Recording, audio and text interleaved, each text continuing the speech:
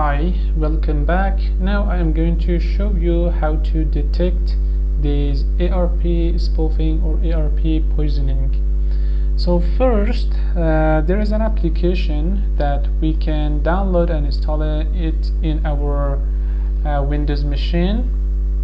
So first, let me open the Google Chrome.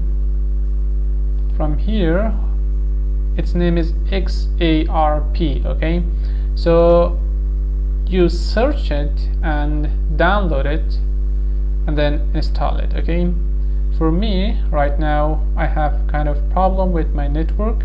I don't have internet access, but you can download it. Okay, from any website you can download it and then install it. When you download it, you are going to have a kind of zip file like this maybe, and it's about 4 megabyte. Okay, see, it's about 4 megabyte, and you can install it. After you install that and run that, you will be having something like this. So right now it will automatically get all the IP addresses and MAC addresses of all the client that is connected to your network, as you see them right now here. This one, which has the IP address and the MAC address of my router, that is the router. Okay, and this one maybe that is also the same thing. Okay, and also I have 3 other machines. This one is my Kali Linux. This one I think it is going to be Metasploitable, and also this one is Windows 10, which is itself. So let's go to here and run IP config.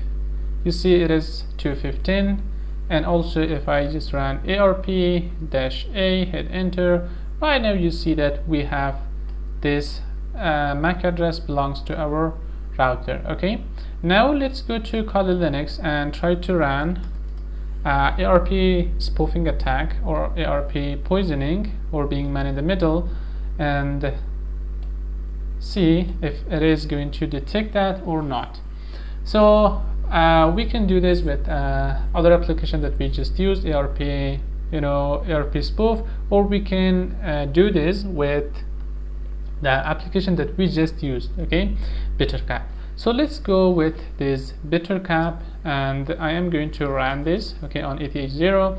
The next thing is to go with help. Okay, every time I'm repeating this so you could learn them a little better. So in here, if you want, we can go with ARP, or let's use help again here, ARP.spoof, hit enter. Right now you see that we have some command here, ARP spoof on, it will start the ARP spoofer. Okay, and if you want to stop it, so you use ARP spoof off. And also we have some other command that we can use them, this one, and also the target one. Okay, 4 or 5 commands that we can use. So first let's use ARP-spoof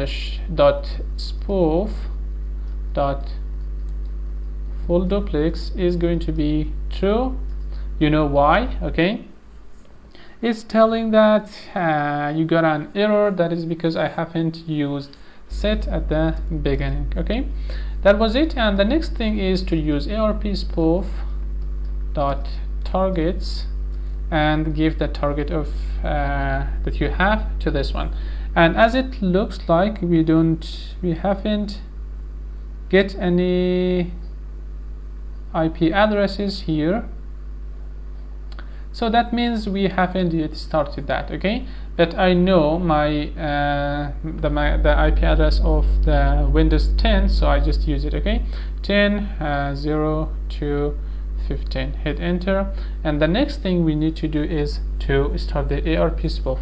So let's use ARP.spoof.on. okay, as you see that here right now it is off, ARP spoof off, it is off. Okay, it's not running. And let me show you that right in here. Okay, it is Windows 10, so right now it is completely normal, and I'm going to run this now, hit enter, and immediately you see in the left side in Windows 10 something happens here, and that is this one, and it is giving me a kind of warning, and it's alert 101. It is telling that changing filter MAC address for IP 01021 changed from this to this MAC address. That means there is something happening, okay? And also it is it is affecting these three machines here. The first one, which is our router, then the other one is Kali Linux, and also our machine. This one, it is my machine, okay? And this one is the person who are trying to hack the Windows 10, and this one the router. So you see the MAC address for router and also the Kali Linux are the same. So right now I can understand that this person is trying to do the ARP spoof attack on this machine and this machine, in these two machines. So now if I have this application installed in my system, and it will warn me whenever someone's trying to do the ARP spoofing attack on the network and I am connected to. So perfect.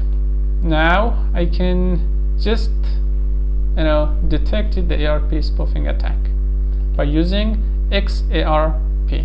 So you can download this and install this, and you can use it whenever you're trying to connect to some kind of public network or free Wi-Fi's that has no password, or someone's connected to your Wi-Fi. You want to know if they're going to do something bad or not.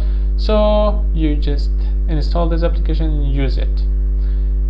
And also, what should we do to not be the victim? So we can use a VPN, install some kind of VPN or proxy, so others cannot to do this kind of attack on your system. Maybe you will not be affected. Okay, so that is it. Okay, now I am going to show you how to detect some kind of suspicious attack using Wireshark in Windows. So first we need to install the Wireshark in Windows system. Okay, come to its website, that is here, wireshark.org, and then search here for something like stable release. Okay, you can download it for Windows or Mac or even for Linux or something, okay, if you need it. If you don't need it, so you already have it, that is okay. And after you install the Wireshark, then launch it, okay, like this, that I did it. Okay, so okay, here we open that, and then we need to edit something. Okay, come to preferences, and from here come to protocols, and in protocols we need what is that? ARP. Okay, we need to enable this one, detect ARP request storm. If that is the request is more than 30, so it will detect that as ARP request.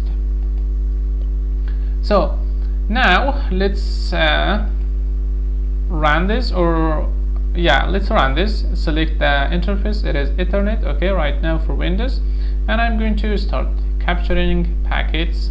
So as you see, we don't have anything at all right now. We are not capturing anything. Okay, nothing is going on here. Let's go to the other machine, which is Kali Linux. Here let's do a net discover. Okay, I'm going to again use this bittercap, and here I am going to use just enable the prop. Okay, so we use net.prop on and hit enter. Right now we are just discovering this little network that we have here, and if I came back here, you see that we are receiving a bunch of packets that you see them here, and that is telling you that 10.0.2.4 is requesting that who has this IP, who has this IP, who has this IP, and it is asking for all ranges of IPs. That means right now you can understand that. Okay, right now you can understand that someone's trying to do that something. Okay, and that is this one, and this machine is my machine, which is Kali Linux. Okay, and also right now I haven't done it anything. Okay, so I even haven't started the ARP spoofing that, but we know right now that it is, you know, giving us the little warning. So now if I go with ARP poisoning, let's do that. Okay, so we have arp.spoof, and then I want to use help for this. Okay, we need to use this one. So set arp.spoof.full duplex is going to be true. The next thing is arp.spoof.targets is going to be 10, 0 to 15, and also we have to enable this arp.spoof is going to be on. And right now we just started the ARP spoof on the machine, and also if you want you can enable the sniff, but we don't need it. Okay, but let me just do that as well. So right now we are capturing the packets too, and here right now you see we are capturing a lot of ARP requests. See, all ARP requests. So right now we can understand the summons, which is this person. Okay, 10024. This person is asking that who has this IP, who has this IP. That means that is an ARP attack. And also we can come right here and then analysis and then expert information. Right here you can see this little notification that is ARP packet storm detected. So that is the best thing I could show you. Okay, now if I came right in here inside this, let me stop this and then came back here,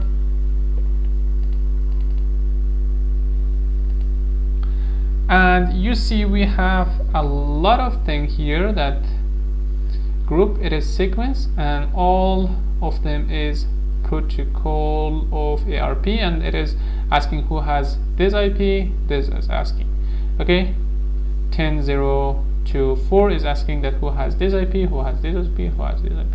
That means it is right now the what ARP poisoning started, ARP poisoning attack. And also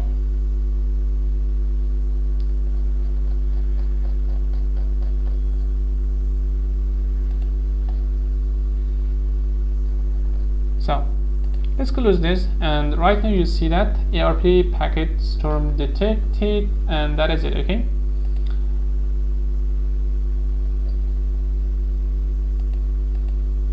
and you see that right here too, address resolution. Okay, that comes from here, sender MAC address, this person. Okay, the person, its IP is here.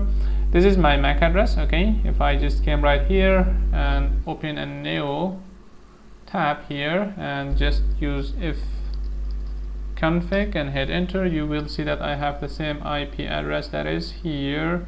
Okay, where is my MAC address? That is here. Okay, it and this one. Okay, 36. That is the same thing that is here. Detected, where was that? Okay, that is here. Now I just found its MAC address. Okay, I detected, and also I have its IP address. Now I know who the person is and why it is doing this. Now I can go and ask him, or I can prevent him from doing this. Okay, so how can I prevent the person from doing this? I can have other tools to do this. Okay, like Netcatter or something to install into my system, and then I can do that. Maybe I could show you that in the next lecture, or maybe I don't know.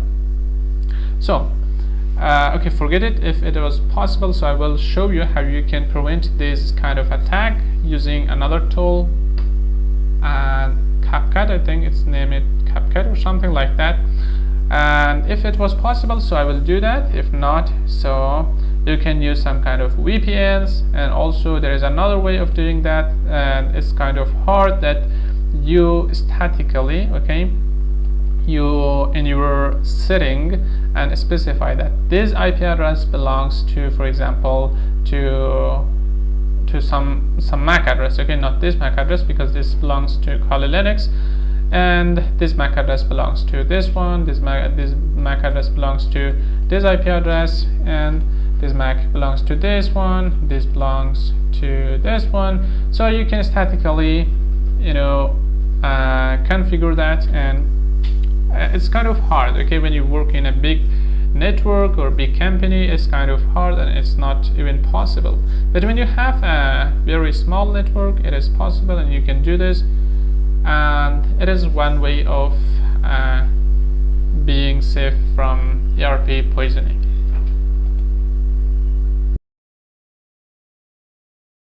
I'm going to introduce you another application in NetStalker. You may not be able to find this thing on internet. If you found it, so good. If you're not able to find it, don't be worried, because I am going to share this with you. Okay, we have two files here. One of them is npcap. Install the npcap, and also the NetStalker that is here. So, and then we need to install this both. After installing, I need to run this, okay? So it is gonna work in both wireless and also wired network, no problem at all, okay? So let's wait for a while until it is completely run and execute. So from here we can select our network adapter. So right now I'm going to select that Ethernet 2, and if you have a kind of wireless adapter, it's gonna detect it, and you can select it as Wi-Fi. So I'm gonna hit OK and wait just a moment. Right now you see device list is empty, so let's hit the scan. And right now you see we just found two machines here. This one, which is the router, this one is my own machine, which is this Windows 10 that is running in virtual machine or VirtualBox. And also we have two other machines that is here. So one of them is this Windows 7 that is here. Let me search for CMD here. Okay, I have this CMD here. I'm going to run IP config and hit enter. So here you see we have the IP address of 24, and let's see if we have 24, something like that. Actually, we don't have it here. That means we are not connected. We are not found. We didn't found that thing here. So no problem. So it has a very good usage of that. Okay, 10.02 4. Let's see if we can change its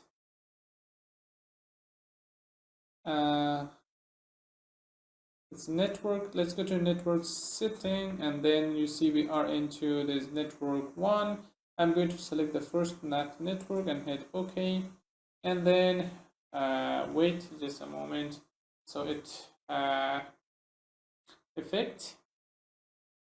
Now if I use AP config and hit enter, so right now still you see that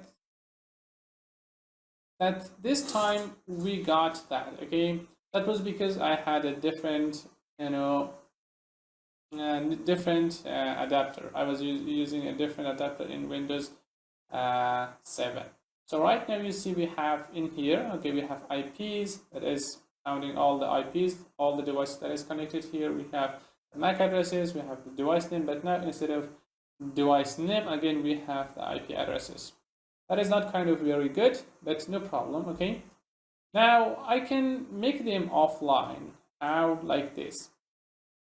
We have this block option, redirect options. The block option will make them offline. So right now, if I came to Windows 7 and try to have access to internet, I am sure they are not gonna have internet. So okay, it is Windows 10. This is Windows 7. let's go with some kind of picture and hit enter and then wait a moment. As you see, it is just waiting for Bing. That is here right now. We just cut off the internet of Windows 7, okay, from Windows 10 using this application that is called NStalker. And now if I just make them back online, so now they will be able to just find that, okay, they will be able to have access to internet, and it's gonna work now. So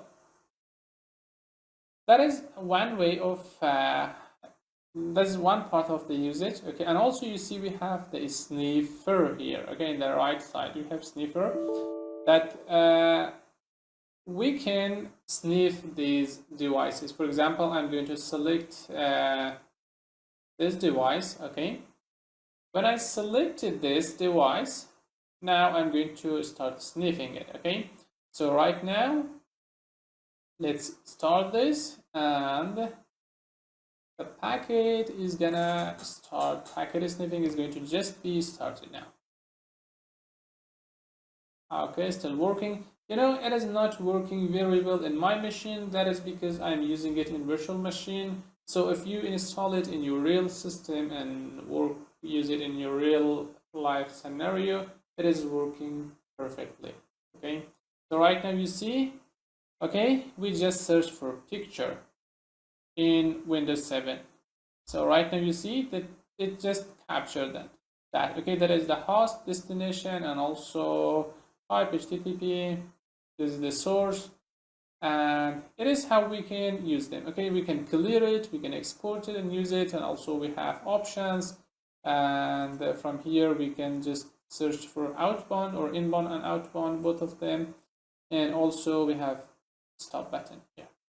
So this will stop that one, okay. So let's hit export here to see what is going to happen. It's not working fast enough for me because my system is kind of not very strong, okay.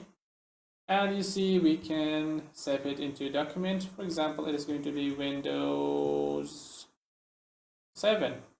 Select, okay, doesn't exist, no problem, okay, it's just selected, okay, log saved successfully.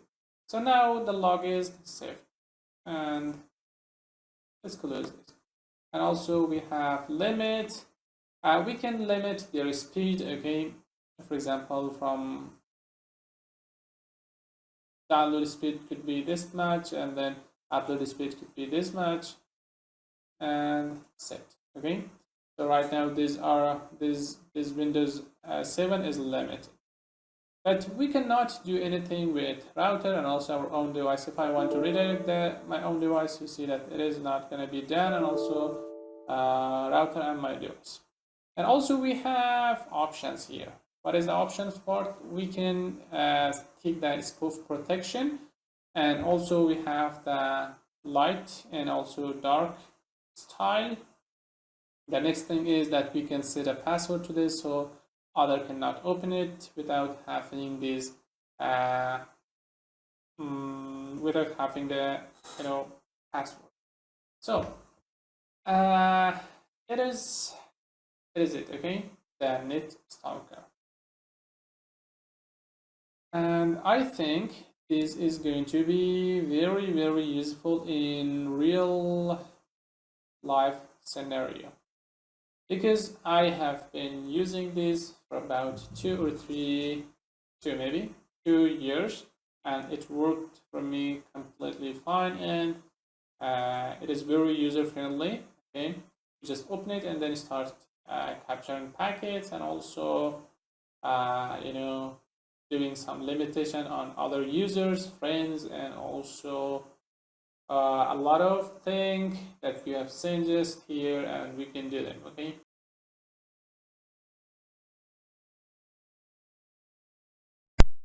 Okay, when we are talking about gaining access to a system, actually we are talking about two things, okay. We can go to access a server or a computer itself. So That is one side, and the other side is the user. Okay, we can start exploiting on user, or we can start exploiting on the system itself.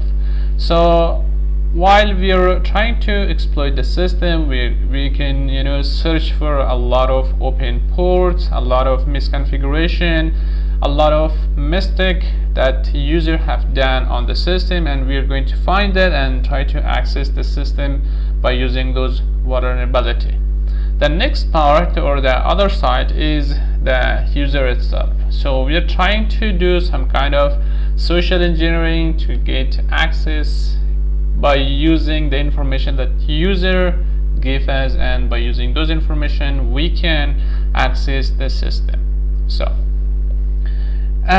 now we are starting the accessing the system. Okay, first we are trying to find some kind of vulnerability, and we are going to do this on a system, okay, that is called Metasploitable.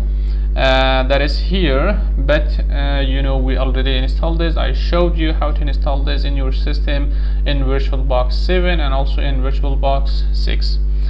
So when you install this all system in your VirtualBox, make sure that you are all of these are in NAT network. So we came to network and then NAT network. I showed you how to display the names here, and also the same thing goes with Kali Linux. Okay, so let's come right in here. After I run this, I will be having something like this. So the username is msf admin. The same thing goes with password. So that is okay, msf admin. So now I am logged in. If I use ls, you see we have this thing. If I go back and then use ls, you see we have FTE, MSF admin services, and also users. So if I go to service and use ls, you see nothing is there. Okay, this is the Metasploitable system. It looks like just a black screen, but it is a server. Okay, and if I use ifconfig here, you will see that I have 10.0.2.6 here. Again, that is its IP.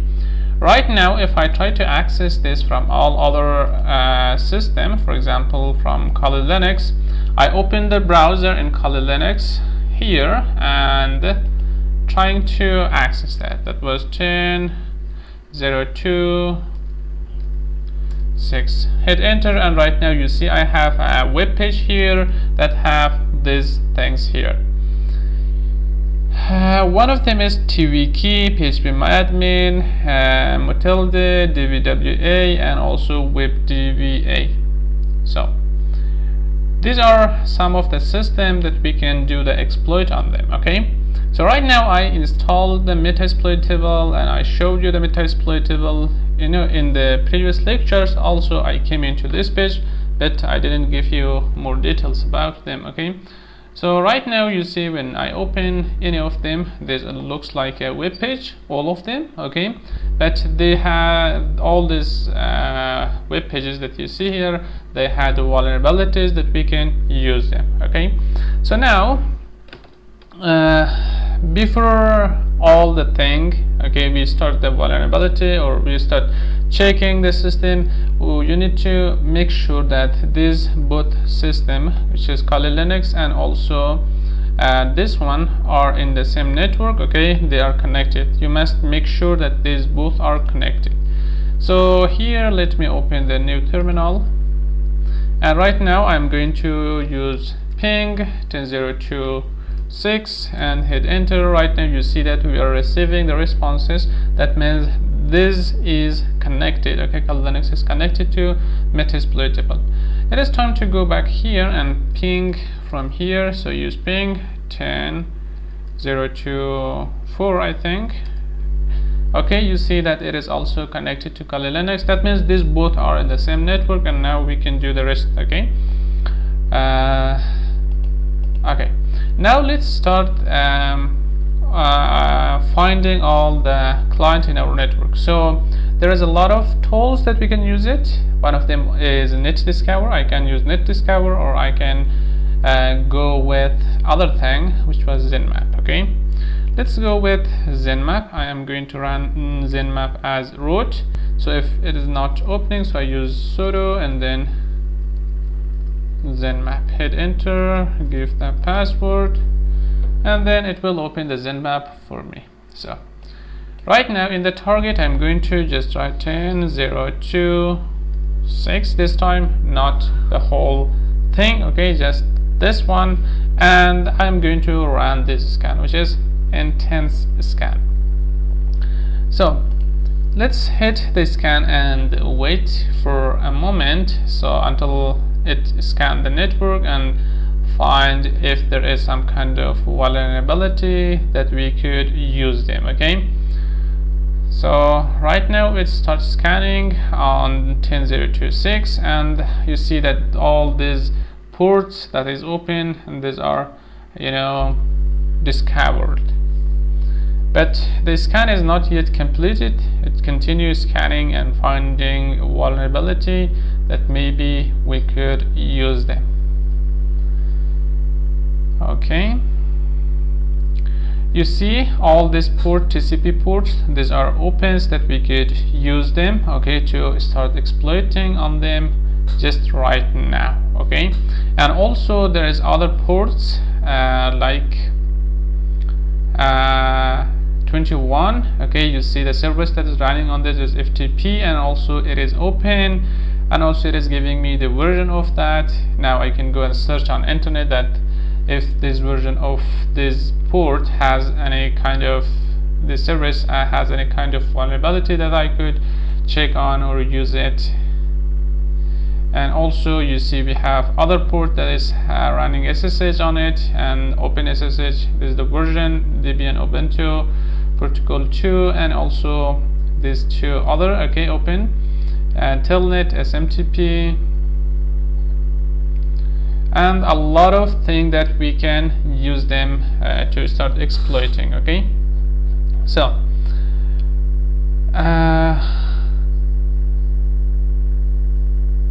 let's see if we find more useful than this thing that we have it here.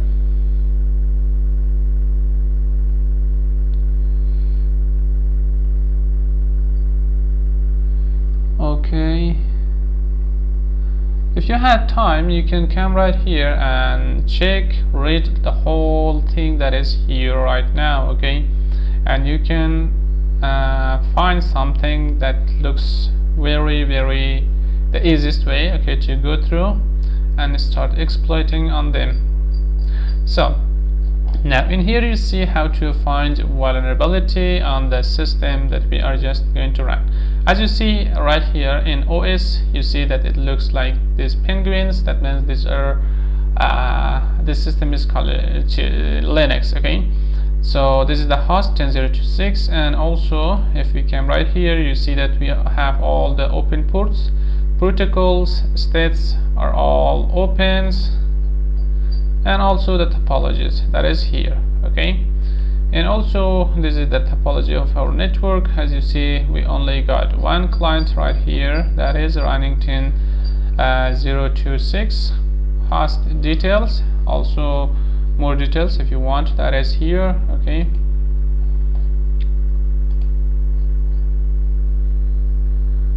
and the scan that we just ran, that was this one.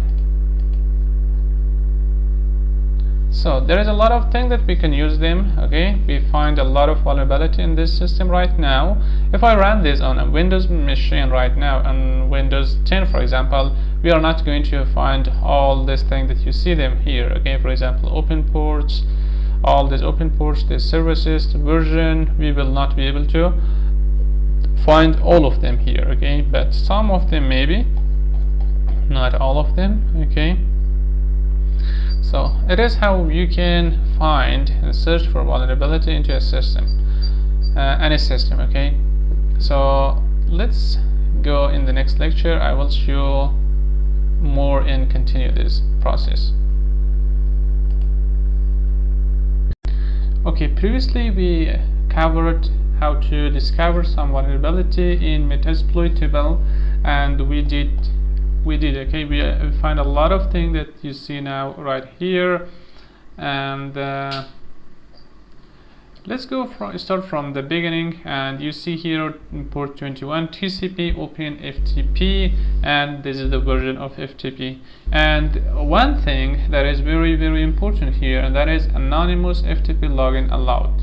Okay, so this is the thing that we can use it, okay, to exploit into this system and access the system, do whatever we want. Okay, so let me just copy this, okay, and let's go to right here and then paste it, and let's just search for some kind of exploit if there is. Yeah, of course there is a lot of exploit about this version you see in Rapid 7, and I'm going to just open this, and it is going to give me some kind of information and I can use it. Okay, so as you see right here, it gives me little information. It's telling that backdoor command execution, it's kind of backdoor. Okay, and also platform, it's about Unix, and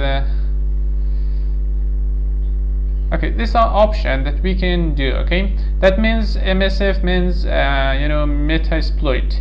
Metasploit is it's the same as Metasploitable. You may guess that, okay, because this Metasploitable and Metasploit, these both are from the same company. So if you want to run the MSF or Metasploitable, we just write MSF console and hit enter. So maybe it asks us to run it as administrator or sudo, maybe not. Just wait for a while and it will be ready.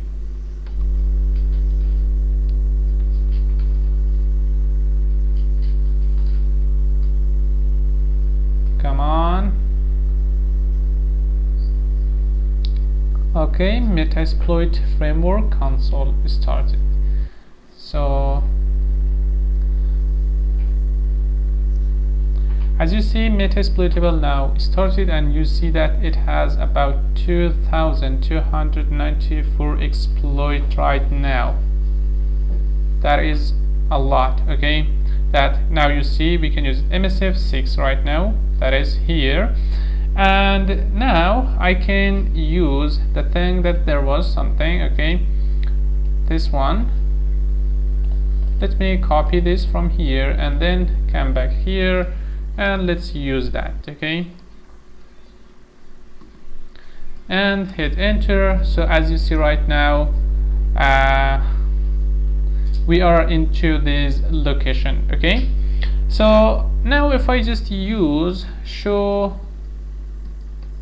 options and hit enter, right now you see that we have some kind of details here, okay, of this module. You see we have our hosts, our means remote host, so host is, and you see we have nothing here, but our port is 21, and as you see that these both are required.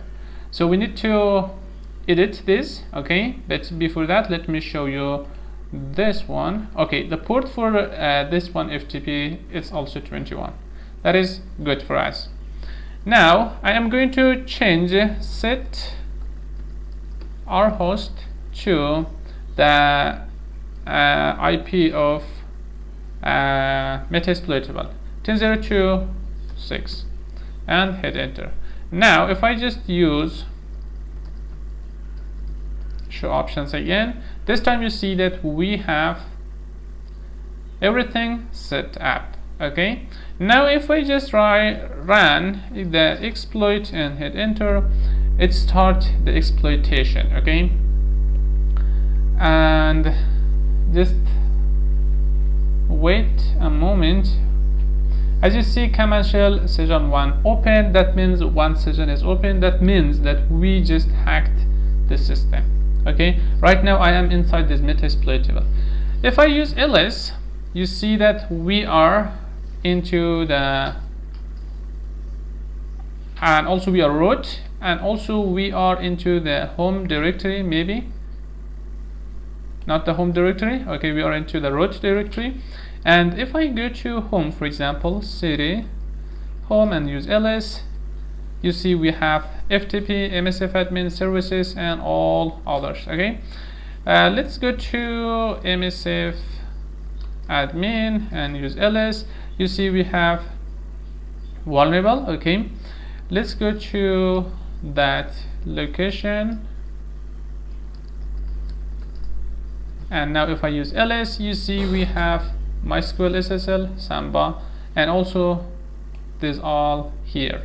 That is, right now I directly have access to this system. So let me just come to this system itself, and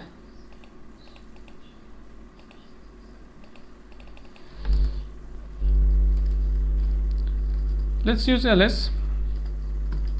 Right now you see we are into the vulnerable. If I go to this location, if I use ls, you see we are into MySQL SSL, Samba, and TQV key, and also this one, and that is the same thing that is here. If I just into this system, go to MySQL SSL and use ls, you see I have these MySQL keys and database, and also the zip file, and the same thing you will see that is here. So let's use MySQL and use ls. You see that we have the same thing. Okay,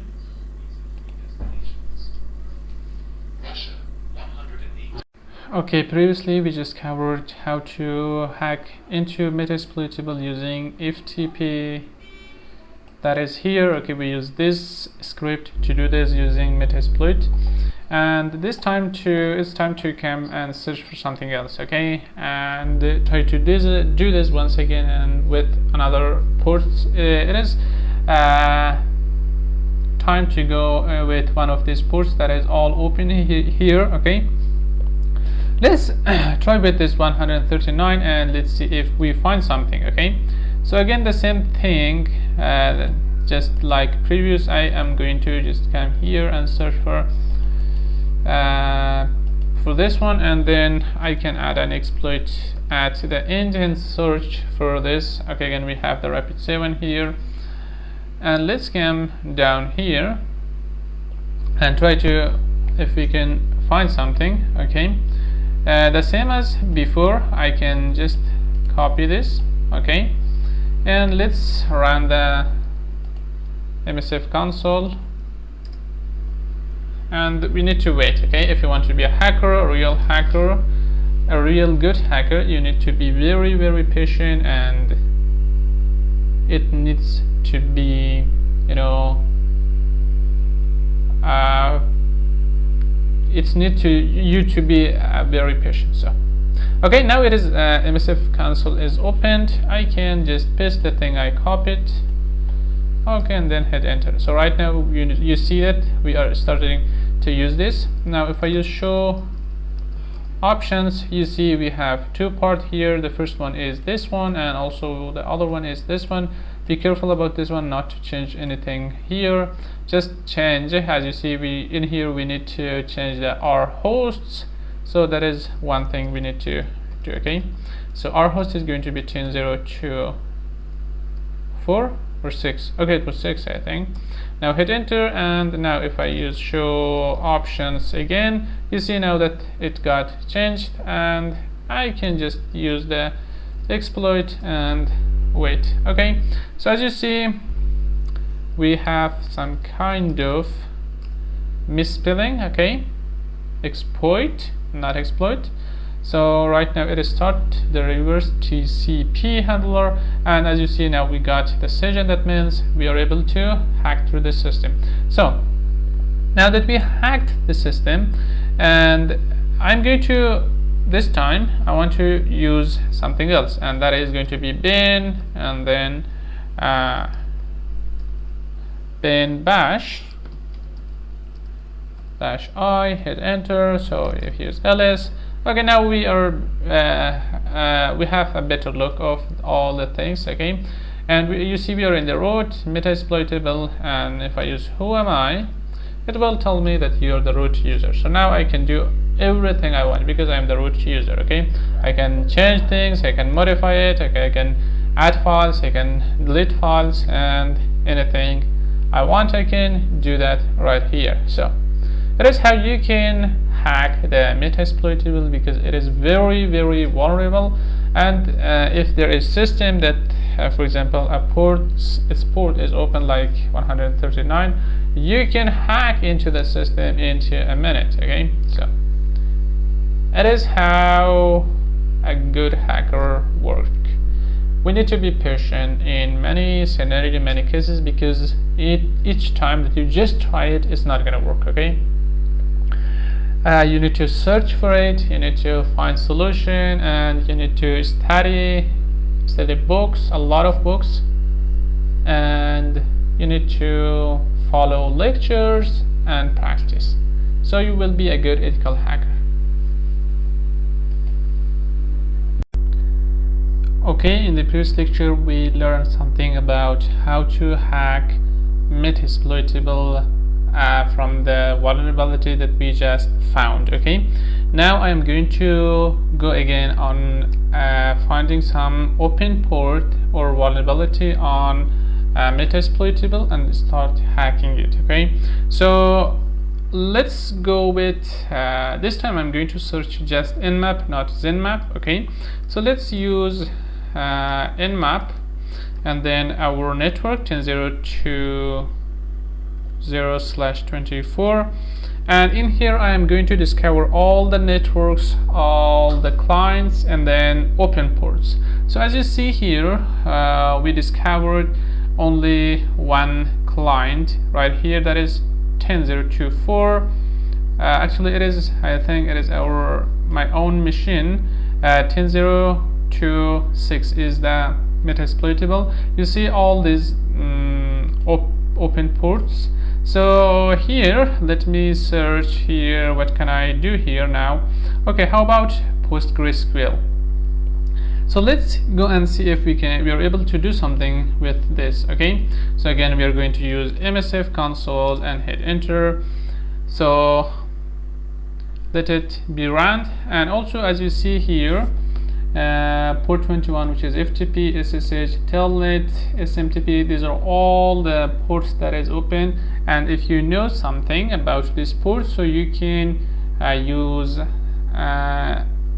them, okay, to do whatever attack you want. You can do it, okay, because these ports are open now. And as you see, let me maximize this. Right now we are into MSF6, so let's search for that. Okay, so search, what was that? PostgreSQL, I think. Okay, PostgreSQL, and hit enter. You see we can have a lot of attack on this. Okay, as you see, some of them are normal and some of them are excellent, especially this number 11, which is the payload. Okay, Postgres payload, it is excellent. So this one is for Linux, and the other one, which is this one, it is for Windows payload. Okay, execution. So right now, because our system is Linux, which is Metasploitable, we are going to use number 11. So let's use that. Use 11. So right now you see we are in here. So let's just use options and hit enter. So right now you see we have some details here and also some details here.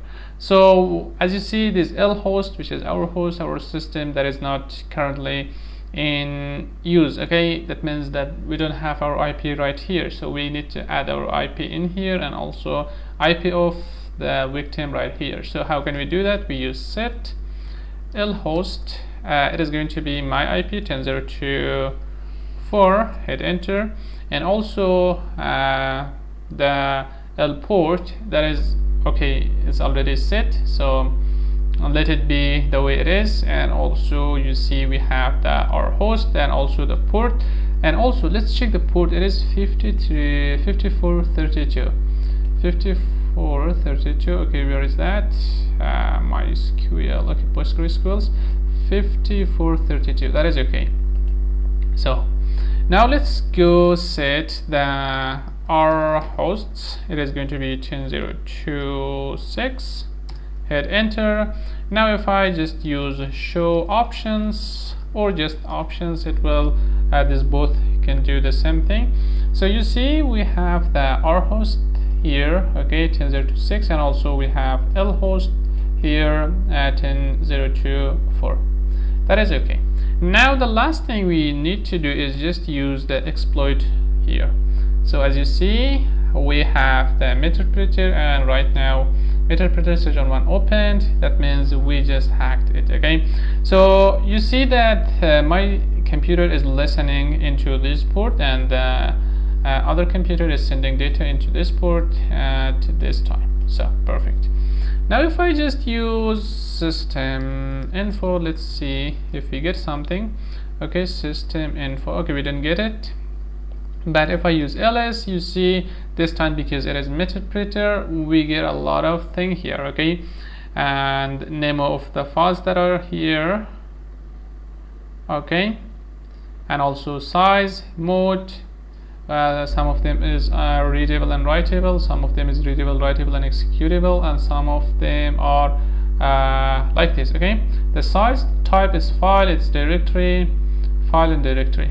Okay, last modified, the last time it was modified, it was, for example, 2010, 2023, this one. Okay, global, and all this thing. Okay, Postgres, this one was in 2023. So I can go into some of this directory, for example. Okay, let's see if we are able to go to this global. Okay, use global ls. See, we are into this location, and we can do a lot of things. Okay, so later on I will go with this Meterpreter. What does mean Meterpreter? Before we didn't have Meterpreter, but now we have it. Okay, so that is it, and I will see you later.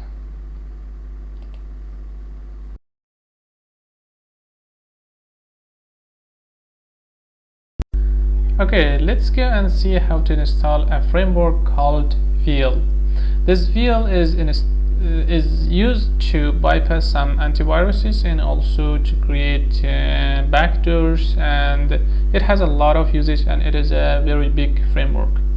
So I'm going to go to my Kali Linux, which is inside VirtualBox. As you see, it got changed.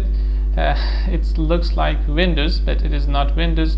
It's the Kali Linux. I don't know why. Maybe it is because of I just installed Wine in my Kali Linux. It happened just a moment ago, and I don't know why. Okay, you may think that it is Windows, but it is not Windows. Right now it is Linux. You see, we are having all the Windows stuff here, and I can go, for example, some program. As you see, we are having all the information gathering and tools that is here. See, so it is not Windows. Okay, just the interface looks like Windows, but itself it is Kali Linux. And the program that I'm going to show you is VIL. Okay, so first we need to open our browser, if it is Firefox or Chrome or whatever. Okay, so search for VIL framework. After you search that, you will be having something like this.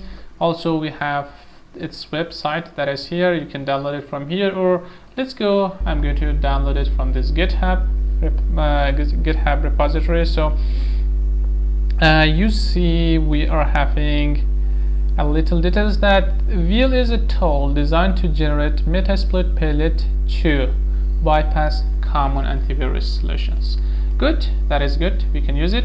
And also software requirement, and I'm sure you're having all these requirement. Okay, so we are not going to go with this one because I don't want to do just little thing. Okay, to install it, I'm going to go with this one to install it step by step so you can understand. The first thing we need to install the git. If you don't have the git, if you have it, so you have it. You don't need that, so you can start from here, but it is better to test it if you have it or not. Okay, so let's copy these. Okay, I use copy and then open my terminal, and then down up here, okay, I am just pasting it here. So see, I pasted here sudo apt-get install git, and I hit enter, so it is installed in my system. After that, we just use the second command, which is git clone, to clone this in our system. So I use sudo git clone and then the link. So that is come in my folder, again opt folder. So the next thing, I change my directory to this vil folder that is here, and also I use ls to see what is inside. You see we have some files here, vil.py, tools, readme, license, lib, and a lot of things. Okay, so now it is time to start installing it. So I copy this and then paste it right here. So after pasting it, I hit enter, so it starts installing, and it will show me something like this, and it is telling, are you sure you wish to install vil? Continue with installation, hit yes or no, or if you wait, so it by default it will press S and it start the installation. So it's gonna take about 10 or 15 or even 20 minutes to install. After the installation is completed, I will be back and I will show you the inside this, okay, how we can use it, how we can work with this. And my system, I don't know what to do to take it back, or I can now use the snapshot if I had the snapshot, so now I could use it. But I think I didn't get any snapshots, but okay, forget it. It like this is also good. So when this program is completed the installation, I will be back. Okay, so see you.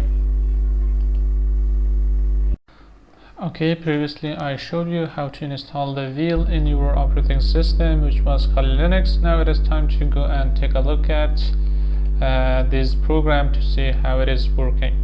And also in the previous lecture you saw my operating system. It was it was looking like Windows, but it was Kali Linux. And also I restored this to snapshot 1, and right now it looks like the same as Kali Linux now again. And also some of the program like vil that I installed, those were removed, and I was about to reinstall this program, which is vil, and like this. So right now I am going to clear my screen, and here again I'm going to show you the vil. Okay, if I search for vil, you see that this vil is installed here. So I am going to just use this again here into terminal. So we just write vil and hit enter. So you see that it opened this screen for me. So this is the first page of vil, and as you see, 2 tools loaded. One of them is Evasion, the other one is Ordnance. So Evasion is for backdoors. Okay, we use it for backdoors, and the second one is for creating payloads. Okay, so now if you want to use each of them, just write use at the beginning and then write the number. Okay, number 1 or number 2. So let's go for the first one and take a look. And also you see here we have some command. You see the exit. This will completely exit the vil, and also info, it will give you a little information. List will list the available tools, and also we have options, update, and use. So right now you see we are using the use command here, and then the number that you see there. So I hit enter, and down here you see 41 payloads loaded. So available commands, again we have these commands here. So now if I just use list, it will list all 41 commands that you see them right here. So some of them is made by C, some of them is made by Go, Lee, PowerShell, Perl, Python, and it is this one. So now also we have check VT.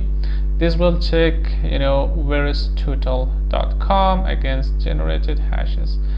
And also we have exit info list, and also the same thing with use. So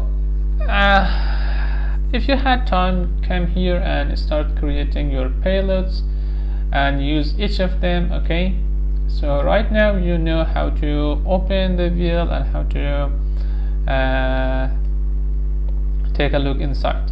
So in the previous lecture, in the next lecture, I will show you how to create your own, not your own actually, your just payload. Okay, how to generate the payload. As you see here, we have a lot of options that we can go with them, and now if I use one of them, so I will be able to create them. So in the next lecture, I will show you the process and how we can generate it and how we can use it.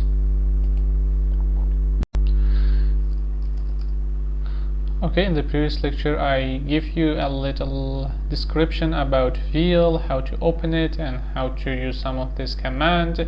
Now it is time to come here and create one backdoor. Okay, so as you see, we have all the numbers here that we can use, any of them. Okay, and select one of these. For example, number 14. Okay, I'm going to go with number 14. So in here, I just use 14 and hit enter. So when I hit enter, you see we have a lot of option here. Okay, so name, this is name of it. Okay, the language that is going to be used is Go. Rating is normal. Description, little description that you can use it. Okay, and also some of the option that is required, for example, name, values, and also the descriptions. So the thing which is a little important, that is lhost and also lport. So we need to find our IP if we want to set it on networks. Okay, so let's open a new tab and use if config and hit enter. So right now you see that we are using ETA0, that means we are using NAT network, and it is 10.0.2.4. So we need to set our IP right here. So if you want to use it on a public network, your IP is going to be kind of different, not a private IP. And here let's change this. Okay, so I'm going to use set lhost to 10.0.2 and 4. So also you see the port, it is ET right now. If you want, you can change that too. So again, you can use L port and it is going to be ET. So that is what I wanted. Okay, so now if I use options, it will give me the all things again. Okay, so you see this time we have a different L host and different L port. So also we have our level commands here that we can use. Okay, we can use the back, exit, and generate option set. So we option and set, we have done it. Now it is time to generate. Okay, everything is completed now, and I want to generate this file. So let's use this. Okay, generate and hit enter, and it is telling me that please enter the base name for output file. So choose a name. I'm going to be name this new payloads and hit enter. So it started. Okay, it's gonna take a while, minute or even less than a minute. So when it is completed, you will see something like this. So you see the language that is used, payload model, and also executable written to, that is in this location, var lib, will output, and blah blah blah. So let me go in this location and let me show you that right here. So the first thing, okay, it is var. So find the var right here. Where is that?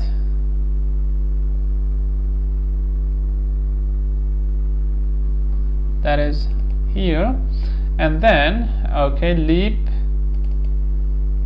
and veil. Okay, so let's find that too.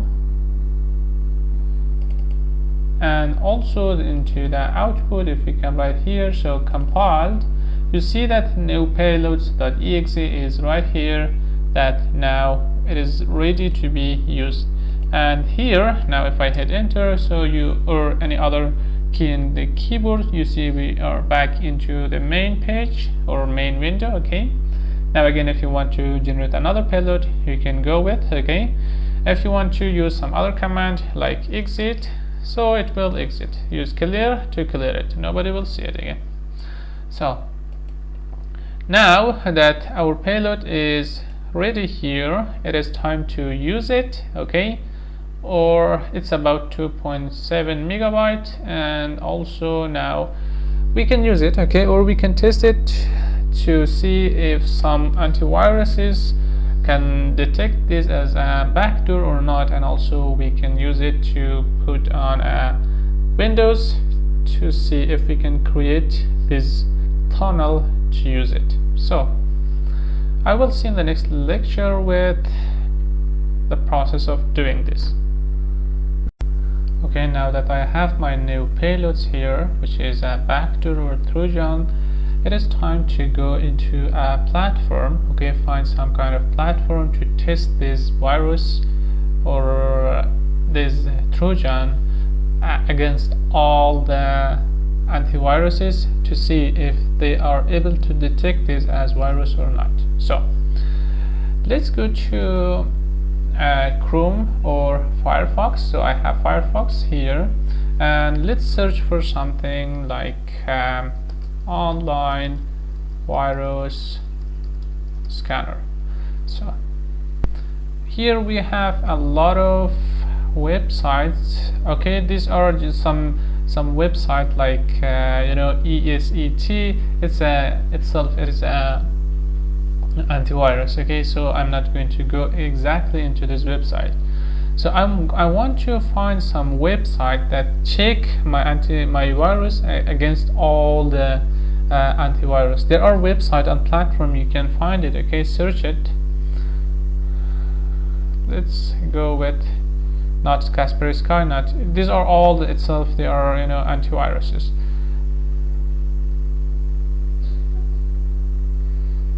Okay, virus total. Let's go with this one and see if we are having something here. Okay, URL search file. Okay, so let's choose our file from here. So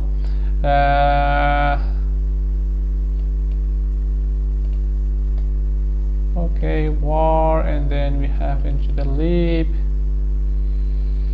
Okay, find the VL that is here, and then output, and then compiled. Okay, so we have the new payloads.exe. I'm going to just open this and wait for a moment. So 50 security vendor and no sandboxes flagged this file as malicious. Okay, it looks like we have 72 antivirus here and checked, and 50 of them you know, checked this as a malicious software. So as you see, all these are ticked, and some of them that you see here, these are not able to detect this as a malicious software, like anti-AVL, CMS, CMC. You can go soft, Panda. Okay, so we just created our Trojan. Now that's good. Okay, now we can test them against some of them. For example, now if a system has this kind of antiviruses installed, they are not able to detect my software as a malicious software, but if they have this, they will detect us as bad software, and maybe some of them will delete it, okay, immediately, or some of them may just give you a warning that you in your computer you have a Trojan or something bad. Okay, so you see Google, it's also detected.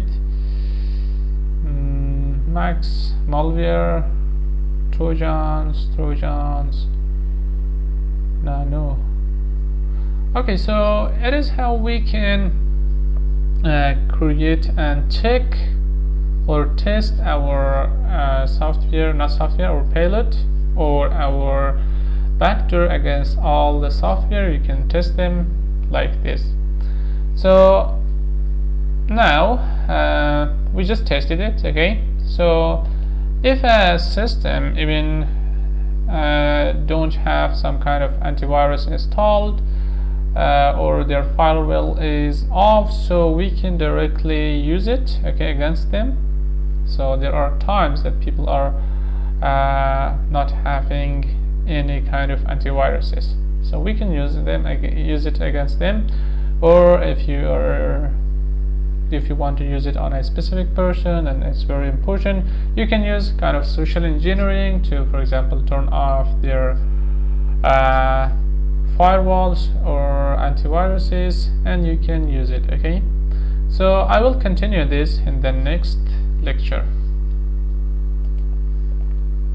Okay, now I am going to go through and create a evil file or a vector and then send it to Windows and try to create a session, and then that's it. Okay, so I am going to do this a little fast, okay, because we have done it many times, so you must know how to do this. So the purpose of this lecture is to capture session. So we are going to use wheel. Okay, so we have the wheel here. By using this wheel, we create the payload, so or vector. So let's use one, and from here let's list, and I am going to use this one. Okay, and let's use 14, hit enter. We have some setting here that we can change or modify them. Okay, so the first thing is to set the L host to my IP address, which is 10.024. Hit enter, and also we need to set the L port to a number. So now let's use options, and you see we had now L host to this IP address and also the port that is this one. So we don't need to change anything else, so here just use generate and hit enter. So I'm going to name this payload and hit enter. Wait for a moment, so it will generate that for you. So the next one is to open your Metasploit. Okay, MSF console, hit enter, and let's see here. Okay, so you see that it is generated in this location, so hit enter. And now let's go to home. After that, go to file system, var, and lib wheel. Okay, that is the inside output, and then compiled. So we have payload1.exe. So here let's open terminal, and I want to copy this. So I can copy this using terminal, or the easy way is to just copy this and then move it into my server. Okay, Apache server that is here, payload. So let's paste it. So I'm not able to paste it, so open as root. It will let me to paste it here now. Come on, this one, paste, and you see that is here. Now I can close it. So now that is here inside this. Now if I open this, you see we have this one and also this one. The Meterpreter is opened, not Meterpreter, the MSF console. Okay, so in here I'm going to use multi-handler. So let's use it. Use exploit and then multi-handler. Hit enter. So now it is set up, and also the next one is to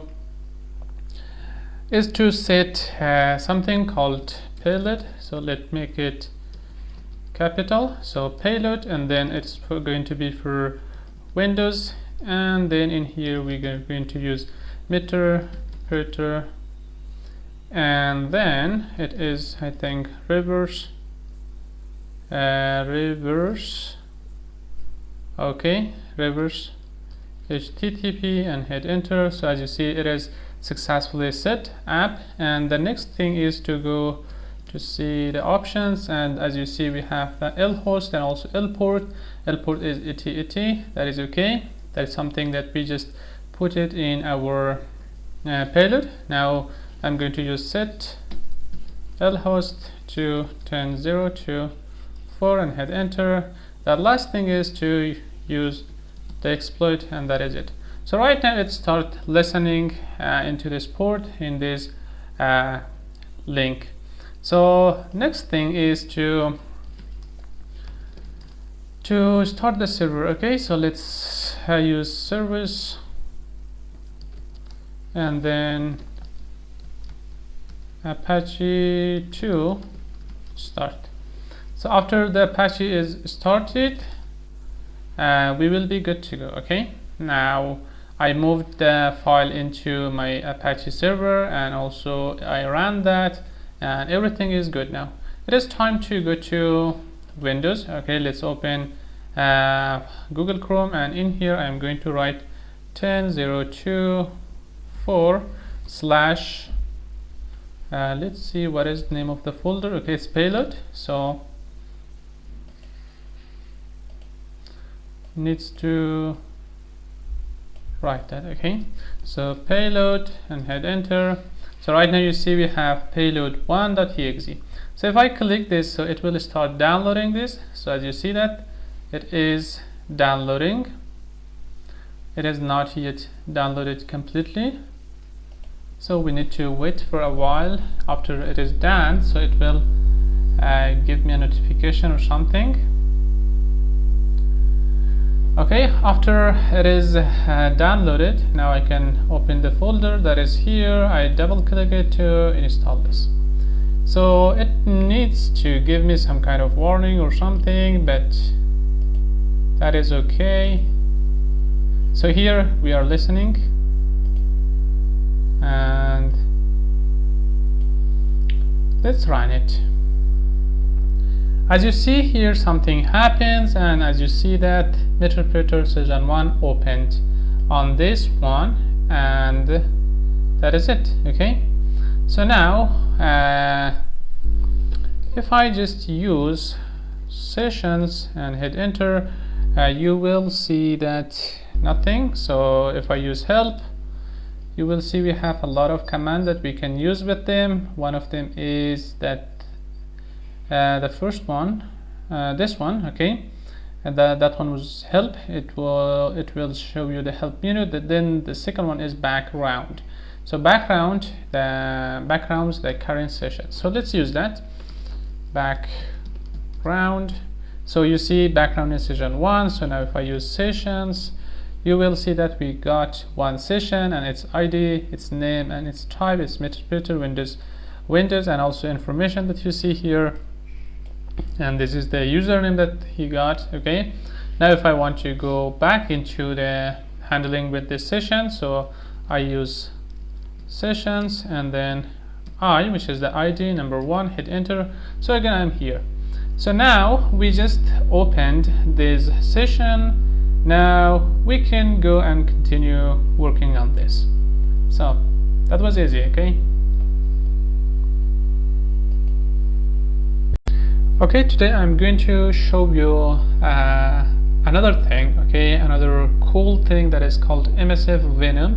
Okay, by using this MSF Venom, we create payloads, trojans, and also backdoors, and then we can use it to hack through systems like Windows, Android, Linux, and every system we want. Okay, so as you see, it is giving you a very good introduction about this, and I searched about MSF Venom, and it here every website is having something about this, so you can come here if you had time and you know, start studying about this, and then start the attack. Okay, so here I am going to start this, and I'm going to write a simple command to create my payload and then send it to Windows and start trying to hack to the system, which is Windows 10, and that's it. Okay, so let's go. So use sudo and then msf venom, okay, and also p windows, okay, which is the operating system we want. So Meterpreter, just like previous one, and then we have reverse TCP. So this time it's reverse TCP instead of HTTP, and the platform,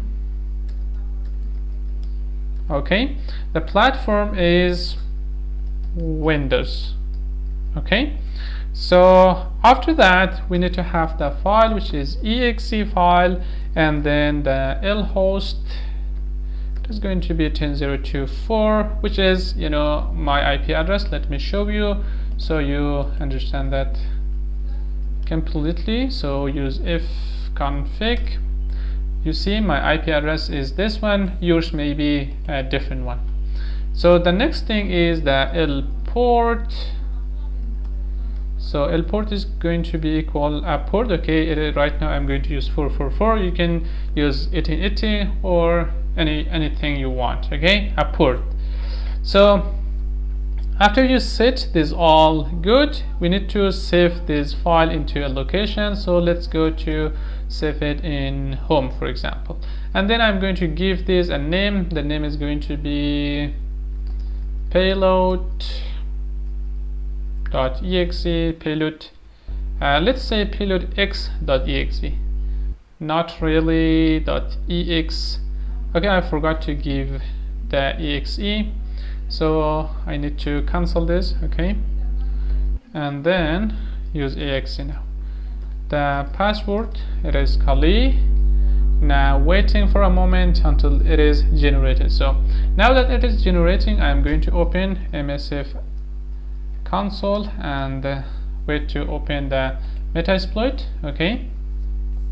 So after it is generated, we need to put them in the server, okay. So let's run the server as well. So service Apache to start, and then it will start the Apache server. Now you see that it is generated, so it is in home, okay. So use cd, so use ls. You see we have payload.x.exe. I am going to move this file, okay. So I use mv to move this payload.exe into the home, sorry, not home, into the var, and then www, and then HTML, and then we had a payload folder right here. So as you see, we are not allowed to do this, so I need to use sudo with this, okay. Now it is moved. If I use ls, that is not here, that means it is in our server. Good. Now it is time to come right here and start the rest. So first you need to use exploit and then multi handler, okay. Now let's set the payload, okay, Windows, and then it is Meterpreter, and the next thing is going to be reverse TCP, and hit enter. So as you see, it is done. So let's use options. As you see, we need to provide the lhost as well.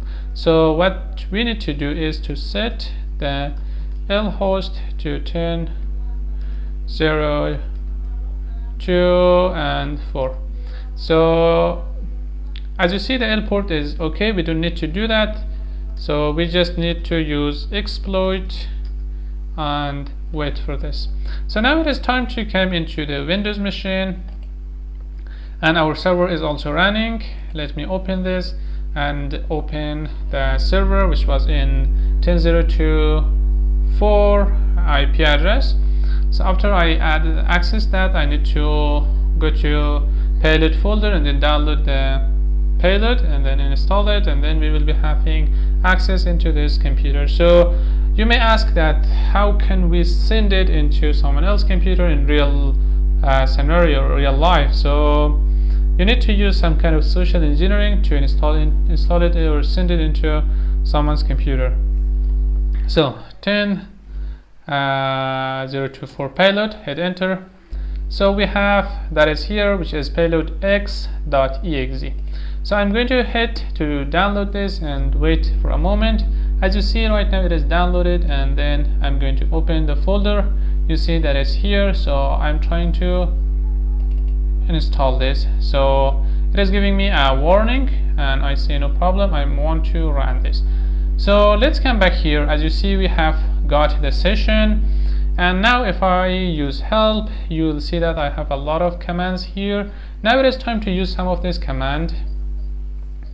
Okay, let's come right here. So start from some of them that is very important. So get the session GID, okay, info. So let's go with some of them that I know. So I will go with sysinfo.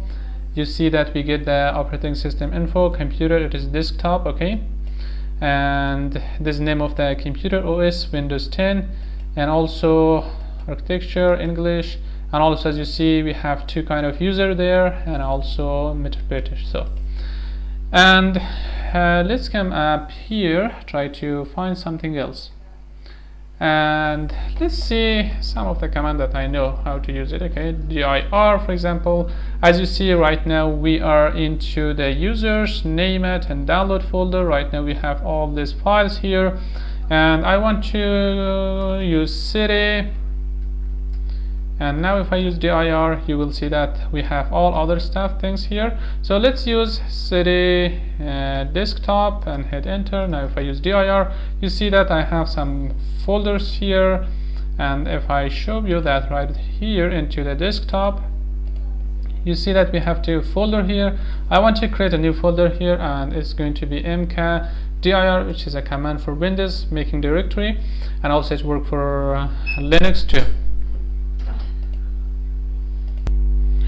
So the name is going to be, for example, test_folder, hit enter. So let's use dir, and you see we are having test folder right here, and also right here. So good. And what if I want to delete this? So I use del, and then some of this file, for example, I want to delete this folder, so I use folder, hit enter, and operation failed. I don't know why. Let's use del and then folder. Maybe the command is somehow not allowed to use it here, so let me use another help to not to scroll too much. So use help, and some system command that is here. So kill, pkill, reg, modify and interact with remote registry. So shell, drop into a system command, shell, shut down the remote computer. So if I use shutdown, it will shut down maybe. Okay, so I use sysinfo, suspend will resume a list of processes. Okay, this is interface, user interface, mouse, send a mouse event. Okay, not that one. How about webcam? Okay, so let's come here and use webcam list. Okay, webcam underscore list, hit enter. So you see we have one VirtualBox webcam, and what if I want to start some of them? For example, webcam take a snapshot from the specified webcam. Okay, so let's use that. I have webcam underscore snap. Let's see if we type it correctly. Okay, now I'm going to hit enter, starting, and as you see, perfect. You see it got the snap. Okay, it opened the camera and then took an image. This is my face. Okay, I am in front of the camera, so it took me here, and that is good. Okay, so what else we can do? We can start a webcam stream, we can start webcam chat, or we can do this one. Let's come and find some very cool thing here. How about ifconfig? Can we do that? Wow, perfect. When I use ifconfig here, you see that it gives me the MAC address, this gives me the IP address, net mask, and everything. So that is good. Okay, we don't need that because we have them. And okay, network command, file system cat cd file del. This will delete the specified file. Okay, not folder, just the file. It will delete the file. So let's say pwd. Okay, I'm in desktop. I'm going to go to one folder back. So if I use dir again, I'm here. So I want to go to download back here. So I am using dir again. I'm going to remove some of this file from here. For example, how about payload.x.exe? If I want to delete that, I'm able to delete that, but I don't want to. I want to delete some of this, for example this one. Okay, and let's use del and vc and exe. Let's first see if that is really located into that folder. So go to download and we see it is okay, that is here. So I'm going to hit enter, but before hitting enter, let me show you like this. Okay, so you see that right here now, and I am hitting enter.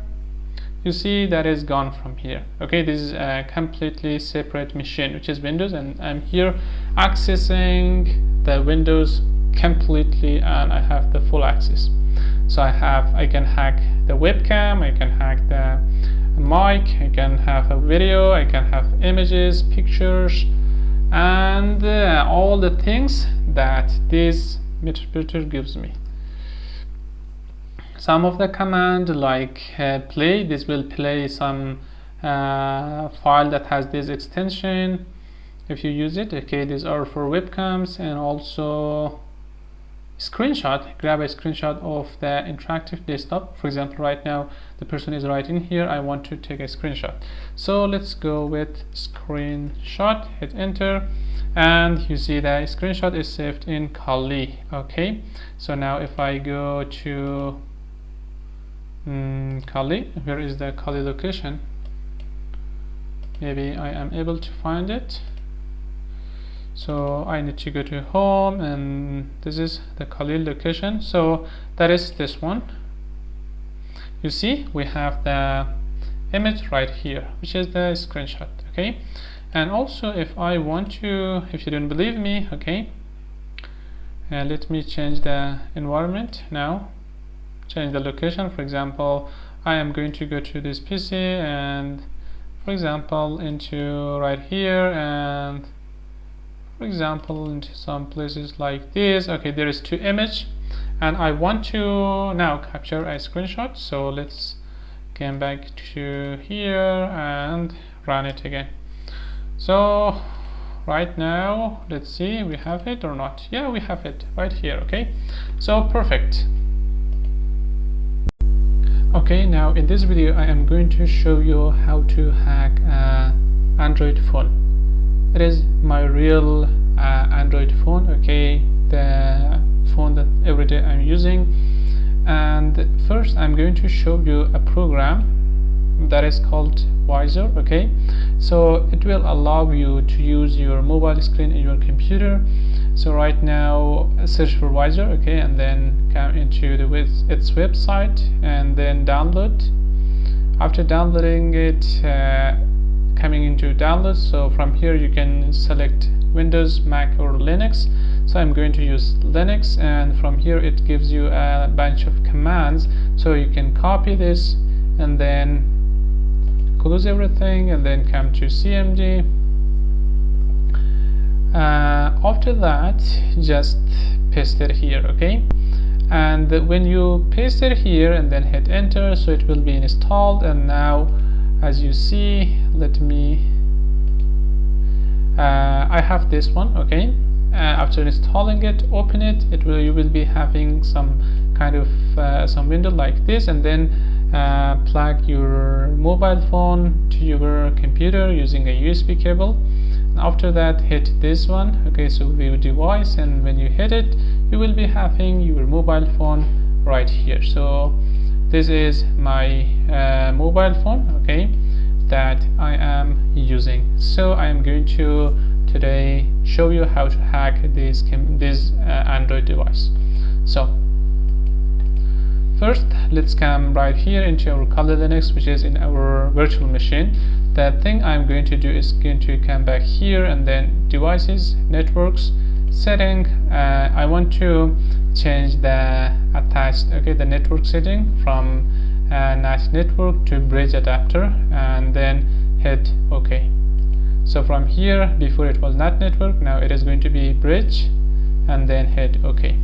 So after you hit that OK, so it will be bridge. That means it will identify the Android device too. So right now let's use sudo and then net discover.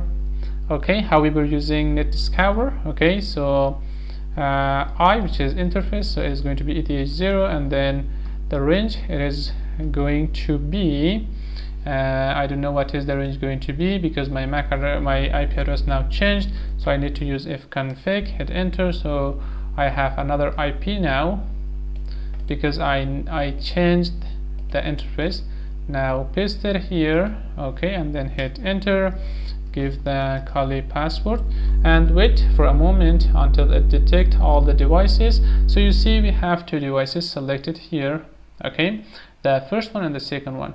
Let's go for Android device and see if we have that Android device right there. So I am going to come right here and go to my Thermox. If you don't have it, okay, no problem. And here I am going to zoom, and then using IP, not IP, it's because Linux, okay, if config. Right now I'm typing in my Android, okay, and hit enter. So right now you see the IP address that is in here, but you don't see that, okay, that is here. Let me show you. Okay, selected. So this is my IP address, the same thing that is here. So that means it is IP address of the Android. Good. And also if I came to my real Kali Linux and use ifconfig, you will see that in here in LAN 0 we have 222. This is the IP address. So if I go back to virtual machine, you see we have the same things goes here. And the next thing I need to do is to enable my server, okay, to run the server, and then I will put my evil file when I create it into the server, so I will be able to access it from Android and then download it and then install it, and then I will be having access to Android device. So okay, forget all those things I said, and let's start the main thing. So and here I'm going to use sudo msf, okay, sudo msf venom, and then now instead of Windows we are going to use Android. So as you see we have the same things here, Android, and then we have Meterpreter, and then what is the next thing? Okay, now again we are going to use reverse TCP. So it is reverse /_TCP. What is the next thing? The next thing is going to be the L host. It is going to be equal. So I need to copy my own. So I use Ctrl+C and then use ifconfig, hit enter. So I need to have my IP, and then I paste it here. So now I have my IP address here, and hit space and then use the L port. Okay, give an L port like 444.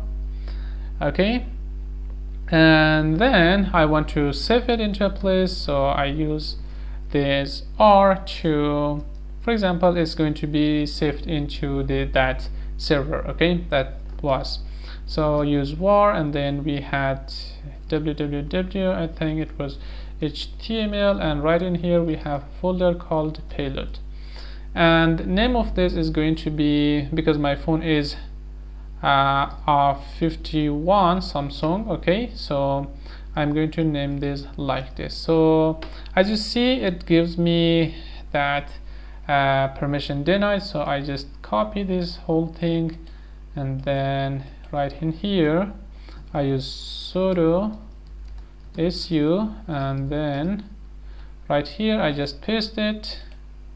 Now hit enter, wait for a moment, so it will be completed and it will be created. So now it is time to go to MSF console, hit enter, so it will open the thing for you. Okay, so you see the payload is created. It's about 1 megabyte maybe. Okay, that is here, and it is time to come right here and then start creating building our connection. So first let's use exploit, and then what was that, multi handler. Okay, let's clear it, and this time I'm going to set payload.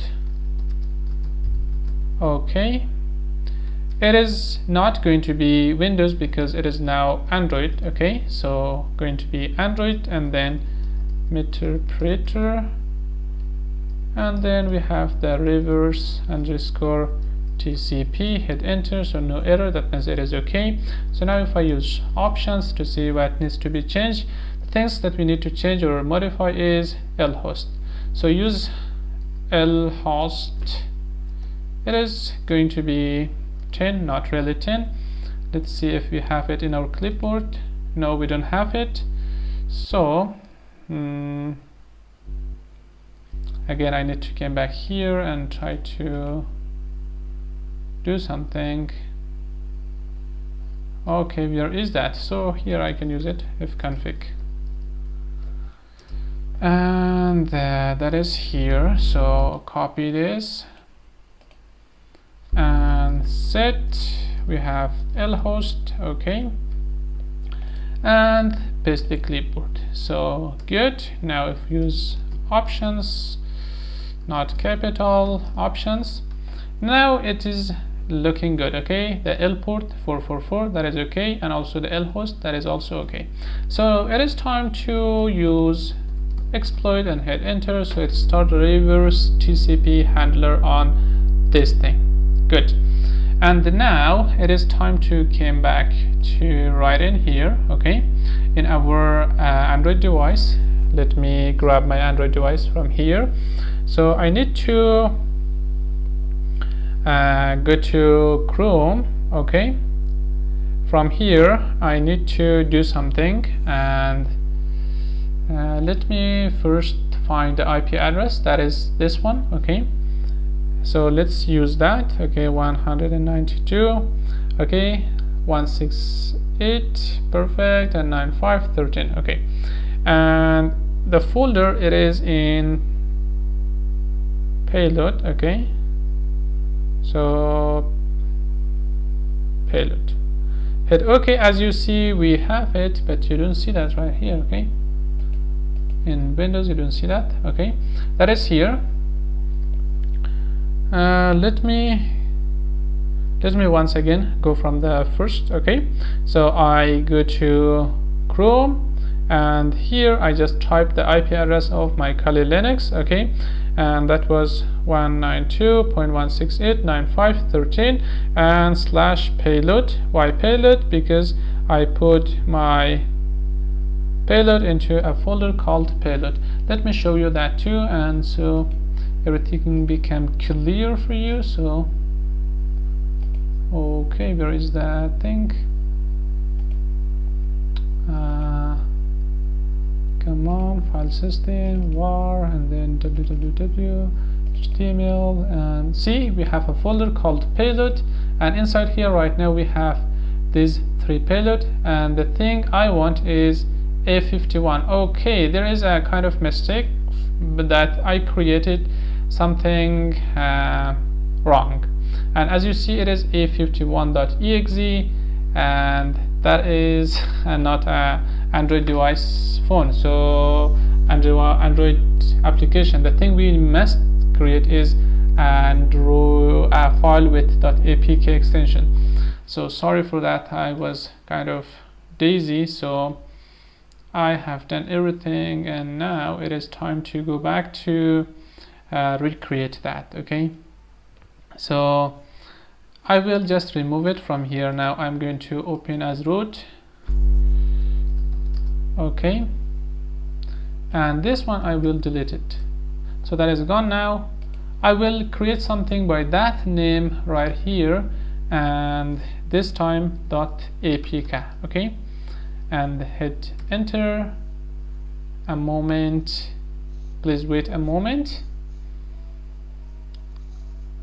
and when it is generated, so we will be good to go, and there is nothing to be changed. Okay, like the IPs and then the ports, everything's good. So you see it is generated, and also the APK file right here, and also if I came back to my Android device that is here, let me zoom it a bit so you see it good. As you see, still it is A51.exe. I'm going to refresh it once, and site can't be reached. Wait a moment, reload. Okay, let's see if still we are having that. Okay,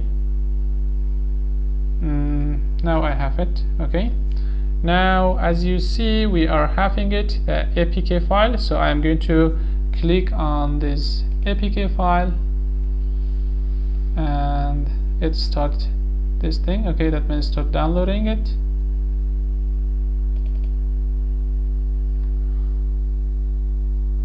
Okay, so let's say download anyway, and hit open.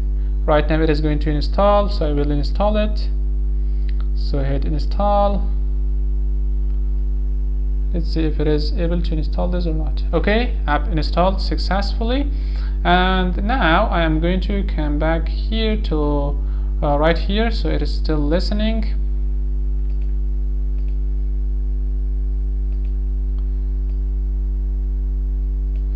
And now I am going to go right here and open this file. Okay, so when I open it and hitting continue, hit OK, so here you see sending stage to this one. Okay, as you see we got the session, and now if I use help here, you see we are having all the command that we can use it. Okay, so let me maximize it, and now let me use sysinfo, hit enter, and you see we are having computer. Okay, it's localhost, Android 11, Linux, ARC64, and everything's good. Now we can do a lot more of things that we want. So it was how you can hack Android device. Okay, and you can do all the things that I showed you in the previous video, hacking Windows. So thanks for watching.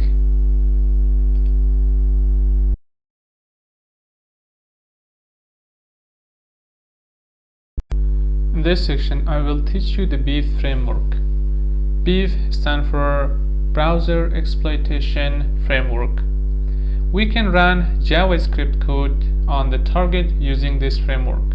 So I have my Kali Linux machine right here. Let me close this terminal, and if I search for BEEF here, okay, You see we have beef start, we have beef stop, and if I click on beef start, it will run a terminal for me like this.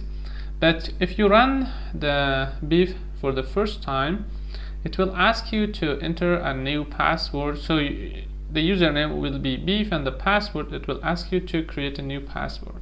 So you give the password to your beef framework, and then you will be able to use it.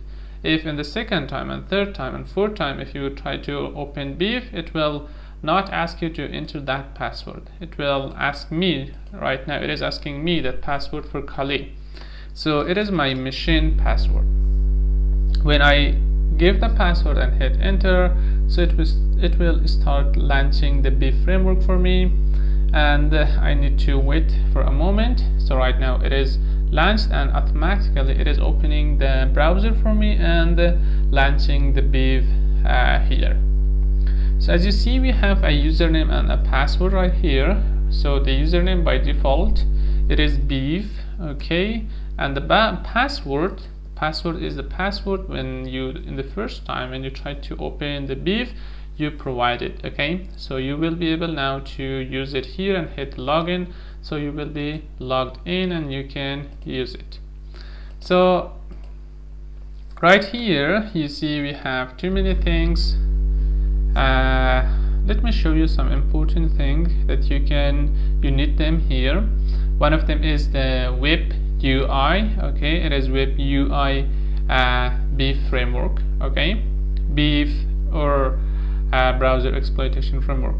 So if you had some kind of problem and your browser did not automatically open, so you can come here and then copy this and come right here and then paste it in your browser. It will open this page for you.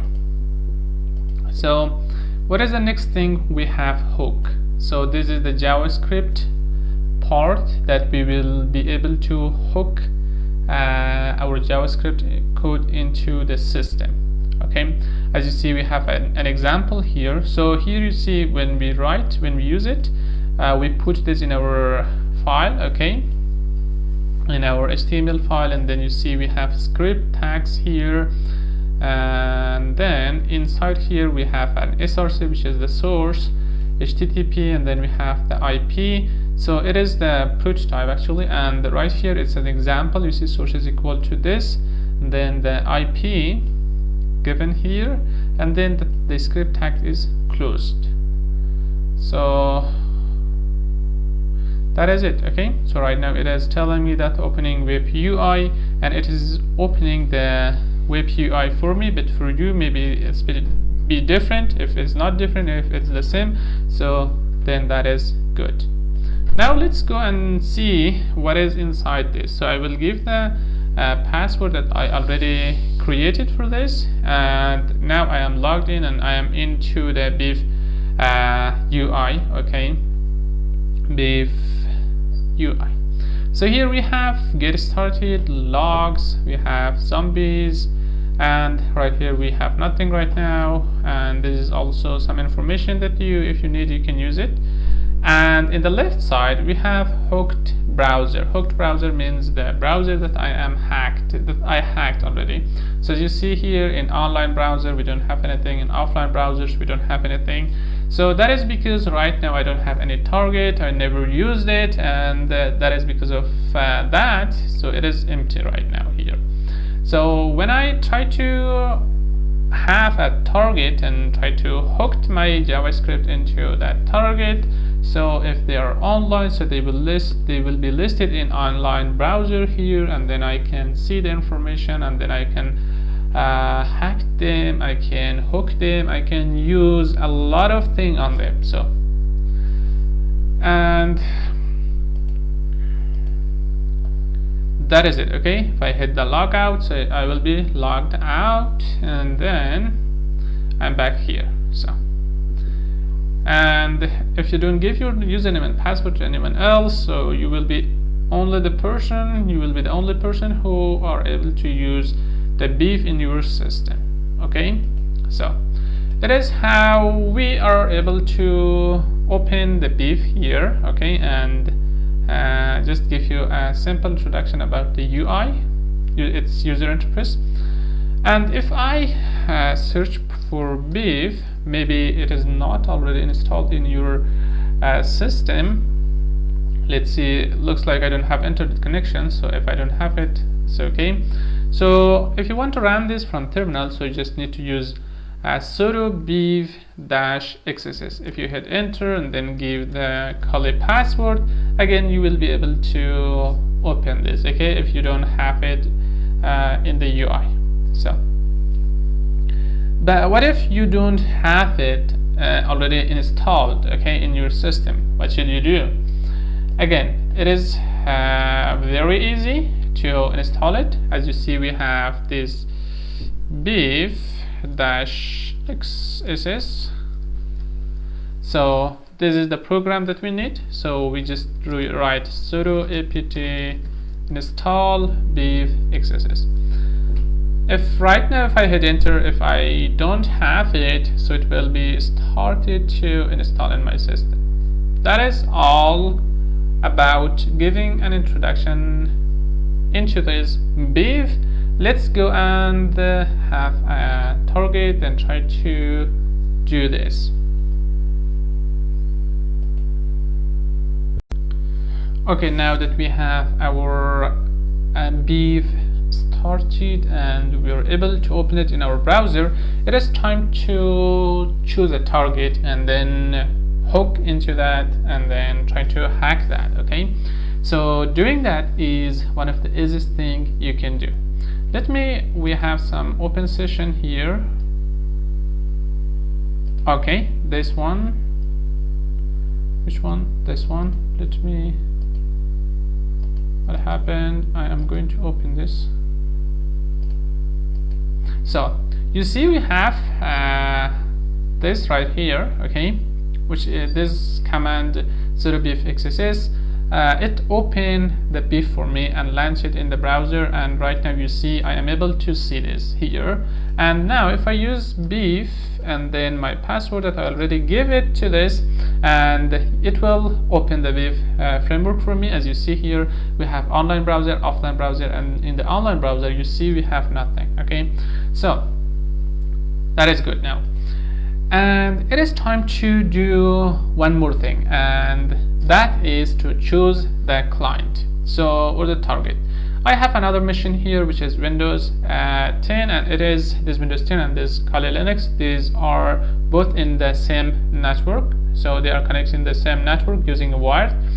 And I want to do one thing to connect these two together. So as you see, we already connected here because of using NAT network. Okay, let me show you that. You see we have NAT network. That means we both are connected together. So now I need a server, Apache server, to put my file there and then access it from the Windows machine and then try to hook my things into that system. So the Apache server is already located in the Kali Linux. We can start that, or we can run it by using sudo service then Apache to start, and wait a moment, it will start the Apache for you. And then if I use ifconfig, hit enter, you see I have an IP of 10.024. Copy this and come back to the browser. If here I paste it and hit enter, you are able to see now the Apache 2 Debian default page. That means right now we are able to access the Apache server from our machine and also from other machine that I will just show you.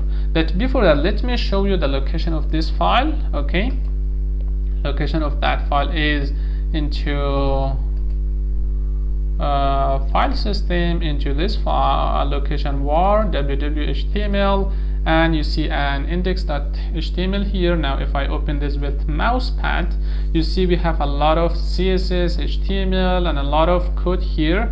That is something right now not necessary for you to understand this. Okay, and actually we don't need this to understand in this course, in our course.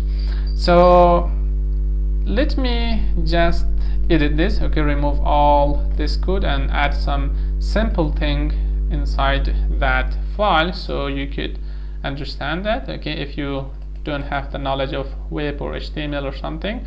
So again, I'm opening it with mousepad. Before editing, let me open it in Windows 10, and here let me open the browser, type my IP, which was 10.0.24, hit enter. You see we are able to access that from Windows 10 too. Now I'm going to select everything in Windows 10, the file that is here. I'm removing everything and I'm just adding some simple thing here, like it's going to be an h1, okay, and let's add a hello friends. Hello friends. And then I'm going to close this h1 here, and then using Control S, or we have save button here too. So now if I came back right here in Windows 10 and if I refresh this page, you see that all others have gone and we are able to have hello friends here. So good.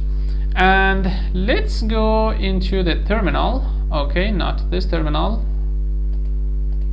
Okay, right here.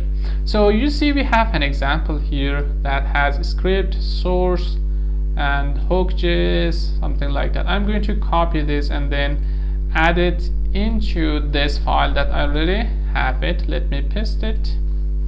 So you see we have a tag start with script and then the tag closed here, and we have something like this.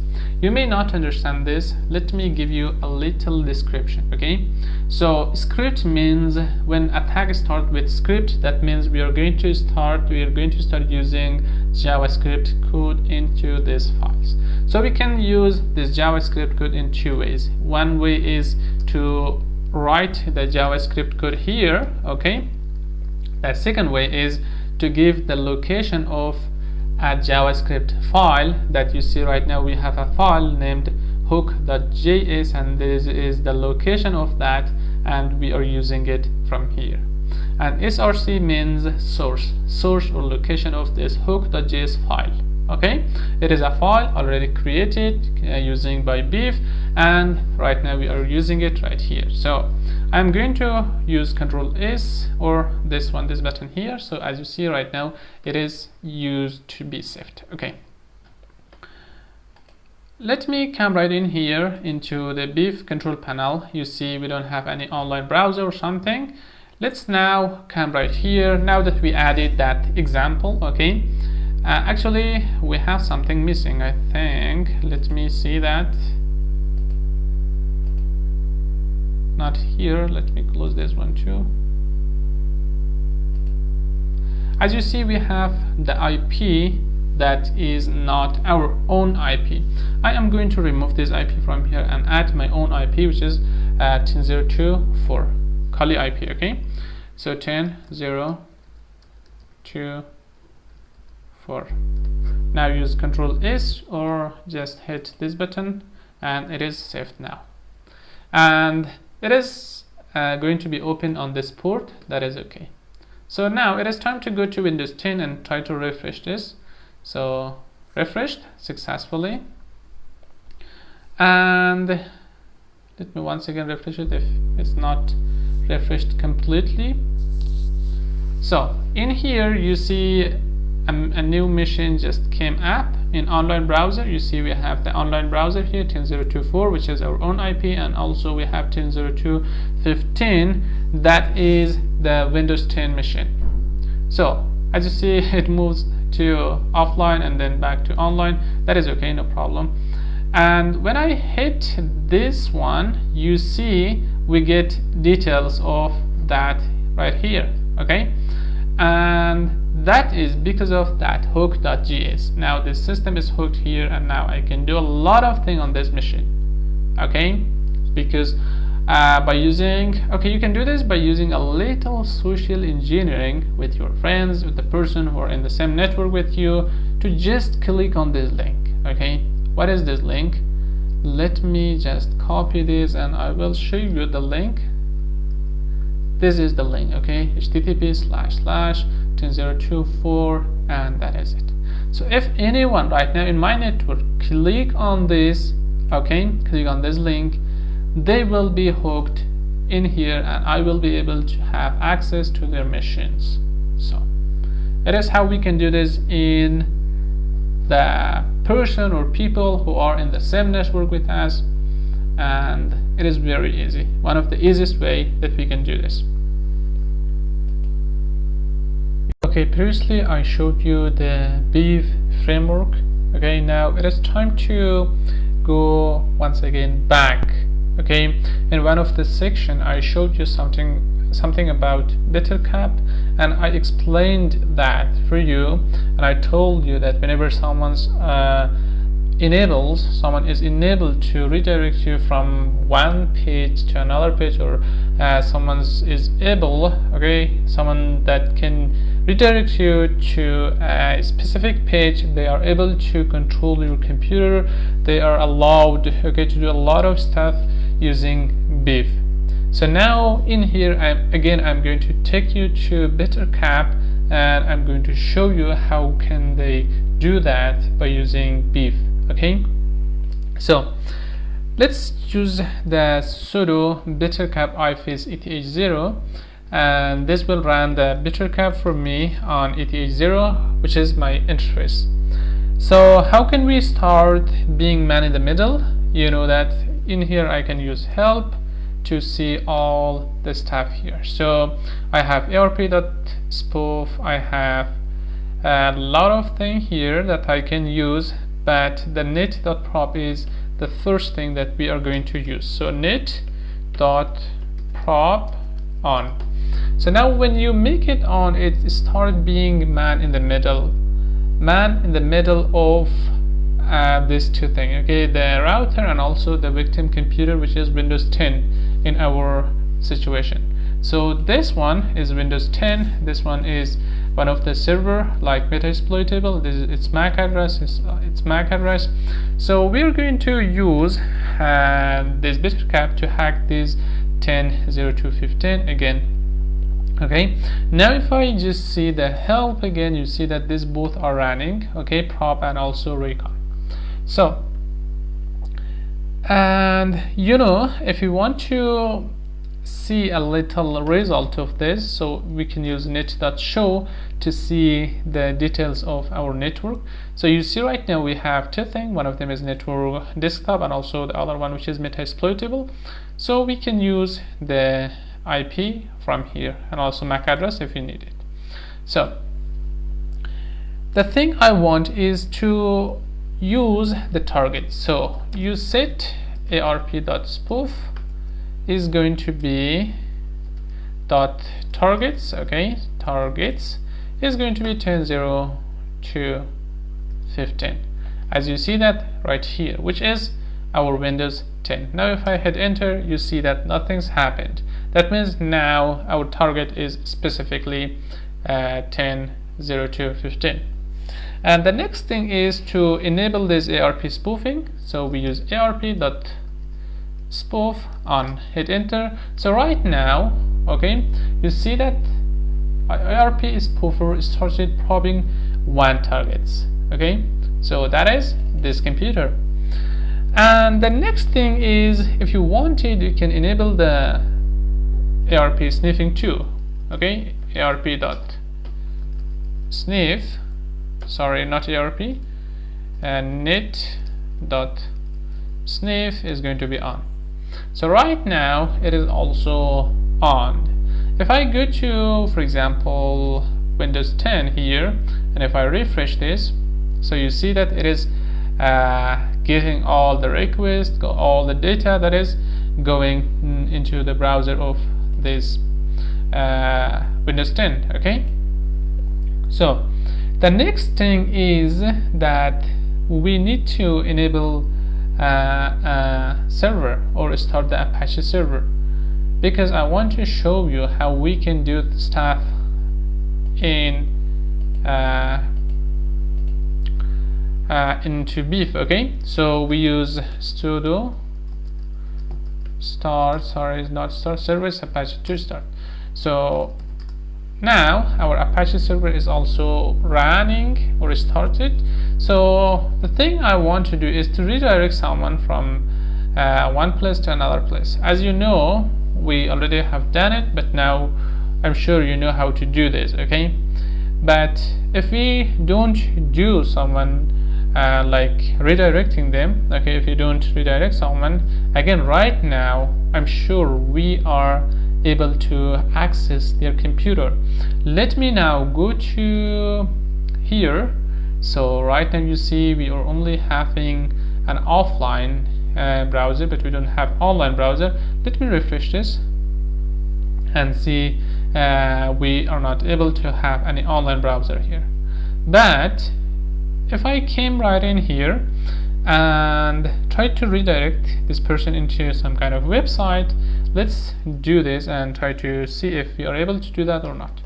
So if you want to redirect someone, you need to use set dns.spoof.domains. This domains is going to be, for example, I don't know, like my website, I don't know, mywebsite.com. Okay, I'm going to copy this, mywebsite.com. okay, don't need to copy that. So now let's use dns.spoof on. So right now you see that we are able to redirect someone that type mywebsite.com into this IP, which is our IP. So now it is time, if you don't have running the beef, you need to run the beef, but for me it's running. Again, I'm going to rerun it. Okay, so let's use sudo, and it was beef-xss. So right now it will open the browser for me, and I need to wait for a second. So you see it is running right now. As you see, we don't have any online browser yet. So let's go back to Windows 10. Let me refresh it. Okay, when I'm refreshing it, I don't get anything. What if I type here mywebsite.com and hit enter? So now you see we are redirected in hello friends, and still we are not able to have any kind of online browser here. So let's refresh this. It's gonna take some time, and when the refresh is completed, we will see that we successfully injected the code into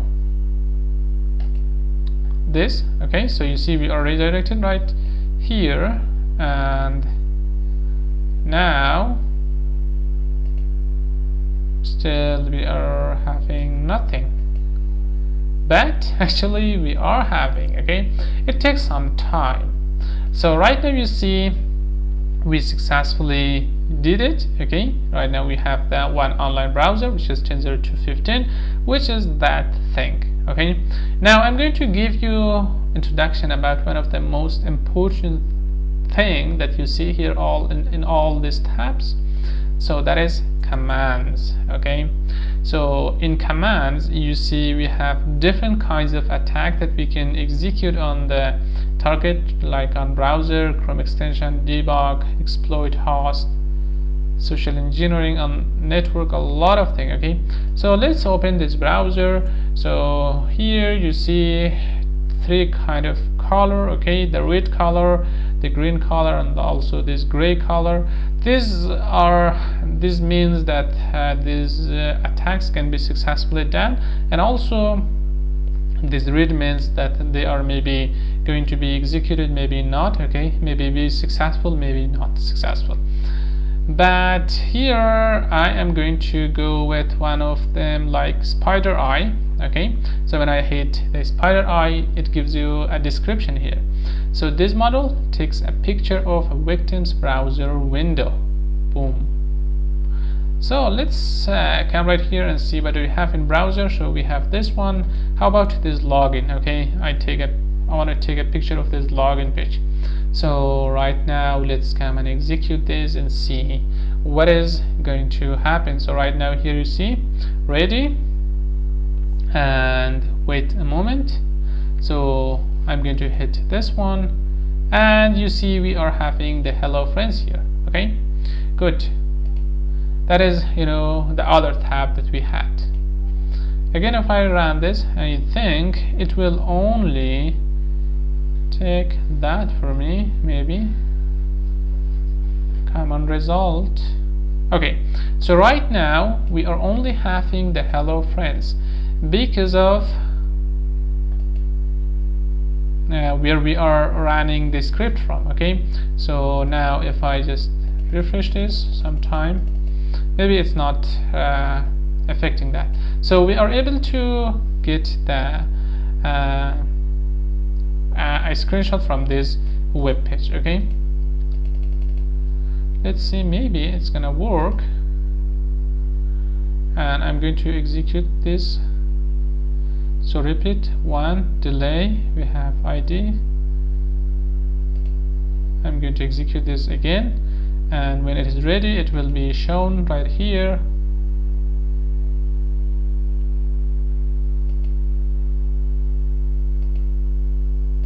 So as you see, it is only getting one screenshot of the victim, that is this one. Let me close that one. And what happened now? So you can come here and test all. We have a lot of attacks here, okay, that we can run them, execute them. So command gone successfully, and let's see.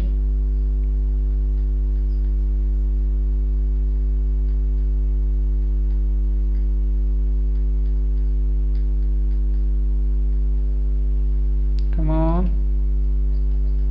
So it is not showing anything at all. If I re-execute this, let's make 2 here.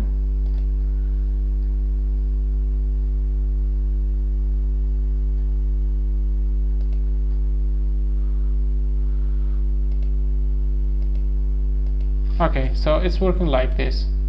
Now you see that, okay? And also we have detect VLC. How about webcam HTML 5? So this model will leverage HTML5 sweep to capture webcam image only.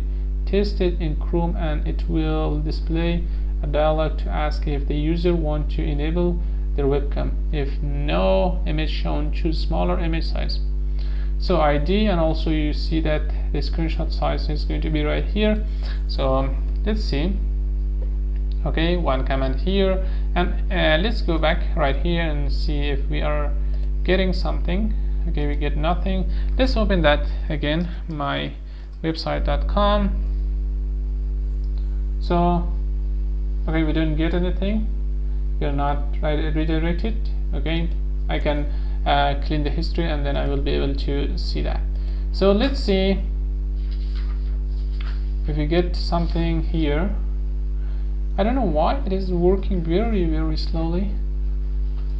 Okay, maybe HTML5 has some kind of problem with this. So we didn't get anything for that. So also we have webcam flash. So this will use a social engineering text like this, and it will do something. Okay, webcam permission to check, and also we have a lot of things. This greens means it is gonna work. Okay, get form values, pitch, sound, play a sound. Let's see, what is this? Dome sound. Let's execute this, and now it's ready. Let's see here. Okay, nothing happened. How about here? Okay, I don't know why it's not working. Maybe it's working, and the way it's worked like is like that, I think. Maybe. So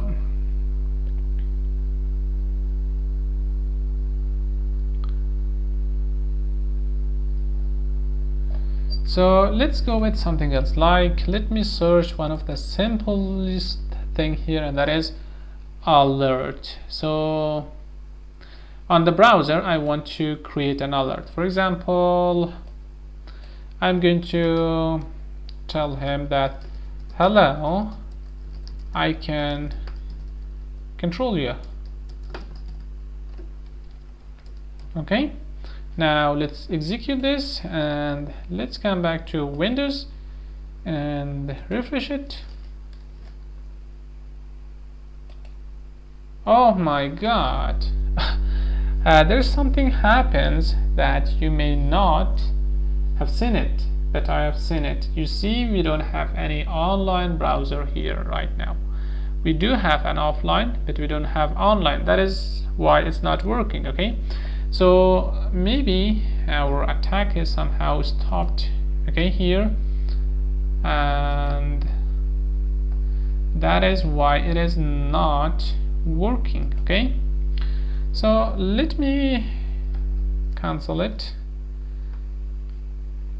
Okay, so you have seen two things. Okay, one thing, and that was how to take a screenshot or an image from one of the tab, okay, browsers, the target's computer browser. So if you had time, okay, you can come right in here and start practicing it. Okay, we have a lot of commands here, but right now let me show you. We have all this stuff here, like social engineering things, okay, text to voice, and you see we have a lot of things here that you can come here and test them. If I just go through each of them, it's gonna be a long course, so I'm not gonna go through, and I will give you this description and this suggestion to come over here and start practicing with them. And you know that it's your own computer, your own lab, you will harm nobody, and it is good to come here and start practicing each of them and see which one is working, which one is not working, and what you can learn from this, and a lot of things. Okay, so that's it.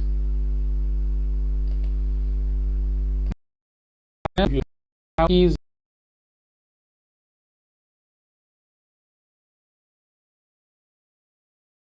It is beef, and also in terminal I just created a link, or I'm redirecting the user into something. Let me show you that so you could understand that better. So before it was mywebsite.com, and then I changed it to google.com, I think. So in here you see I used set DNS spoof domain google.com. That means whenever someone type google.com on their browser, so it will be redirected into my website. Okay, that is this thing. Okay, so you can do something like creating a Google page, okay, using HTML and CSS, beautiful, just like the Google page. And whenever someone type google.com or gmail.com, so they will be redirected into your website. Okay, and you can get their email and a lot of stuff that you can do. So I ran that, and into Windows 10, if I came right in here, you see I type google.com, and right now I am redirected into this page.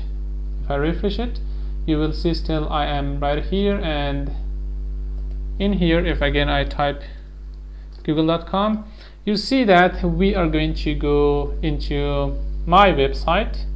Okay, here we are not going to go, and you see that here, okay, we are having google.com, and the other one, because it was because of the history thing. Okay, my browser has something like this history, I need to clean that. And in Kali Linux here you see we have these two. Okay, one of them is that google.com, and also I opened the link using my IP address, so because of that here is two online browser. And in here I'm going to show you how you can hack someone's Google account using social engineering. So in here, let's see, we have a lot of cool thing here that we can use it. So we have Google phishing, and in Google phishing you see we have in this location, okay, dmos, we have a plain.html. If later on you wanted, you can change this, okay, using HTML, CSS, and JavaScript, and that is it. Okay, so I'm going to execute this, and then going back to this part, which is Windows 10. You see in Kali Linux it is still sending the command, yet it is not send it. And also this notification that you see here, it is the this is the KAX, what is the name of this? Okay, this is the application that I showed you how to be aware of being man in the middle or ARP spoofing. So right now you see it is about 130 time of being victim, this computer. And in here you see that when I hit the execute button, you here see in google.com, let me hit the OK here, and you see we get this thing here. Later if you want, you can change this because it's kind of old. You can make it like your new the new Google, okay, Google or Gmail. So here if I add some username, like let's go with name it at gmail.com, and then the password is going to be something like this, and I'm going to hit the sign in. You see that it is nothing here, okay, nothing found, but in here it looks like we got something. Okay, data result is equal to username is name@gmail.com, and also the password is ali.com space ali. Boom, you got the username and the password of the person. So it is how you can use Google phishing. Okay, and as you see right now, I just used the Google, okay, this one, google.com. I redirected the person using this little link that is here, and you can do this with some other stuff, okay, like facebook.com. and also as you see here we have Pretty Thief here, and I will show you that in the next lecture. Okay, again I did something here, let me show you. That is this one. Okay, I used set DNS spoof domains is equal to facebook.com, but Facebook with 2k. Okay, so right now you see that it is local, and if I came into Windows 10 and search for facebook.com, it redirects me to my own website. So let's go and change our own website to something like a Facebook page. So you see I have index.html in my download. It is just like a Facebook login page, and let me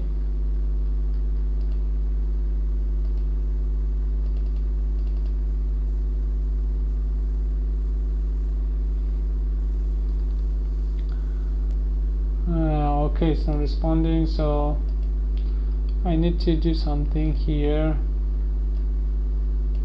Come on, need to close some of this stuff. Okay, I even closed the whole thing. So I double click on index.html, and you see we open this right here, and you see a beautiful thing that is not yet loaded. Come on, even a simple index.html, it is taking time. Come on.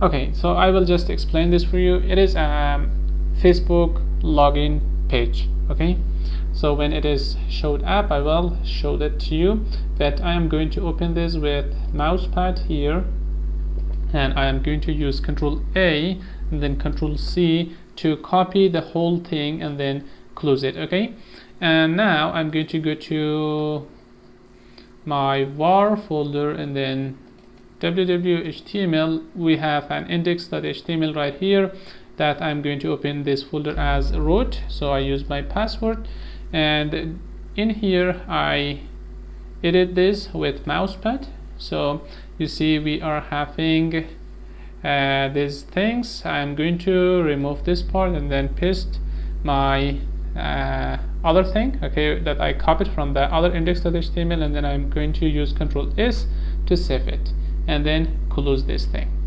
Now let's go back to Windows 10. You see we have this here, and I'm going to refresh it.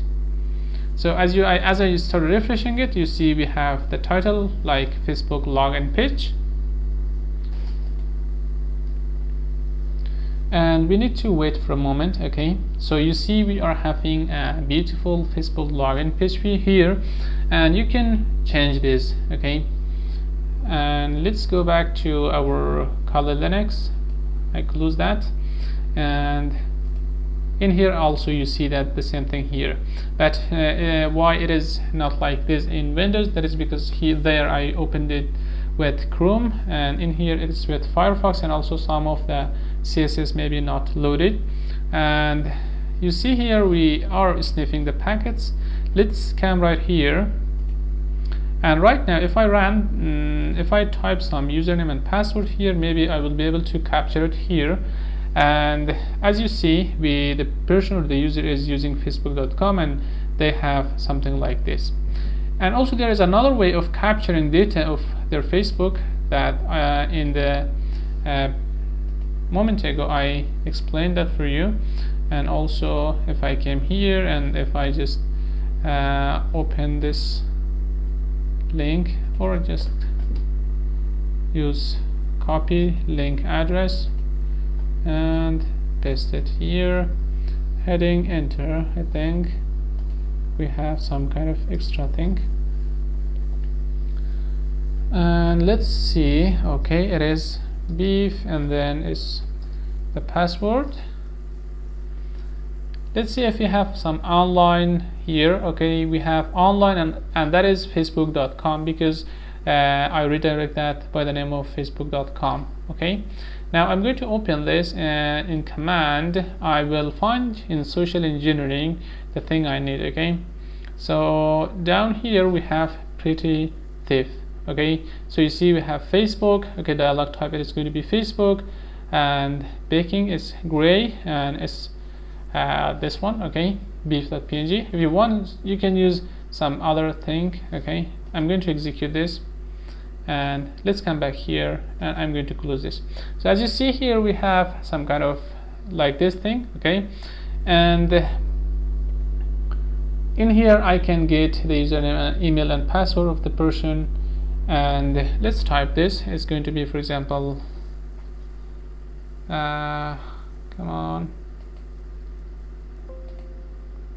Okay, it's going to be ali@gmail.com, and it's going to be ali, and hit login.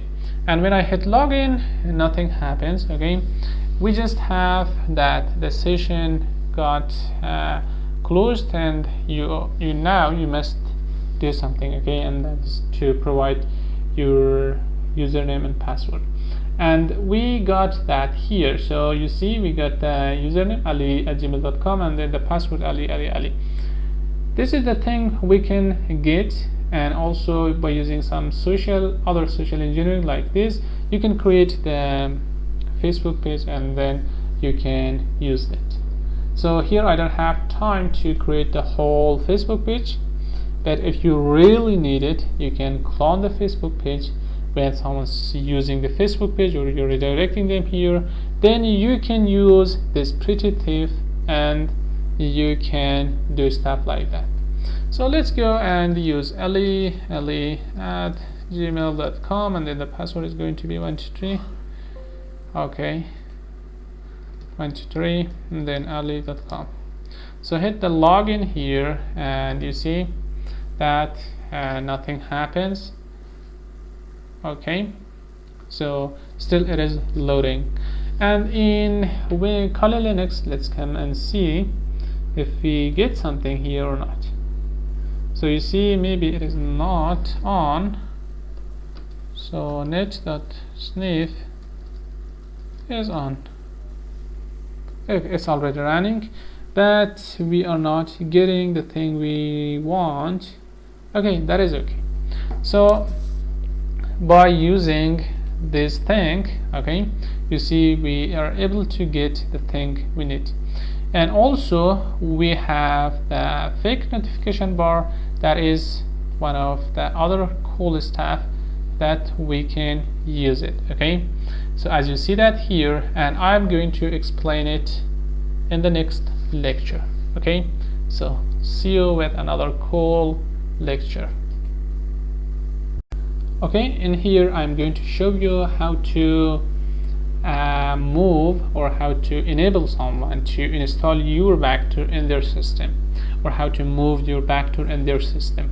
So as you see right now, we have a little access on this computer, which is Windows 10. Okay, and if the person has this application that I already explained this for you, so they will know that someone is trying to hack through the system, their system actually.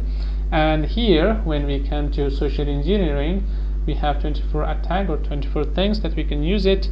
And here now I'm going to use fake notification bar for Chrome, and you see we have for Firefox and IE, and also we covered some of this, but now it is time to cover this fake notification bar because it is very, very important.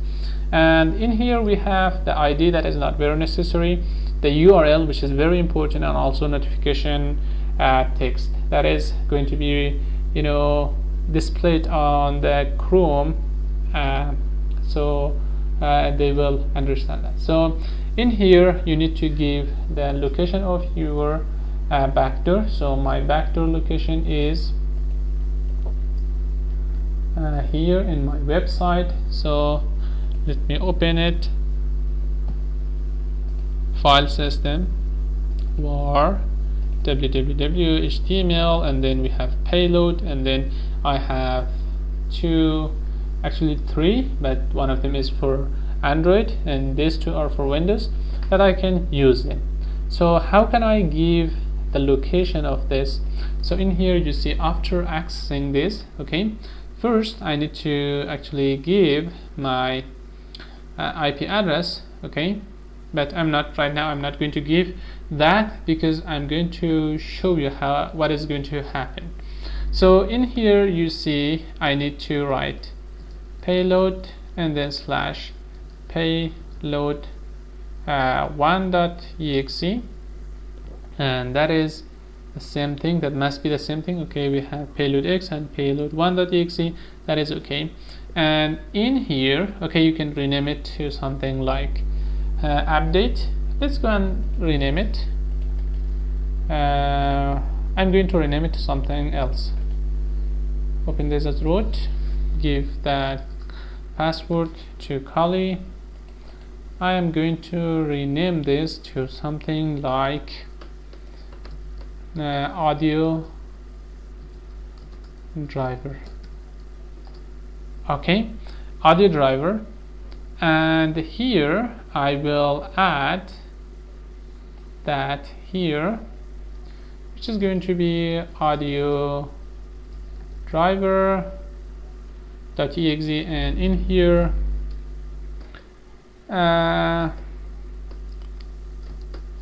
you will use your I don't know what to type, here.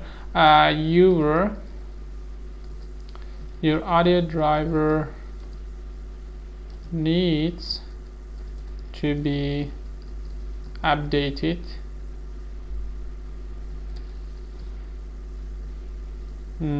Please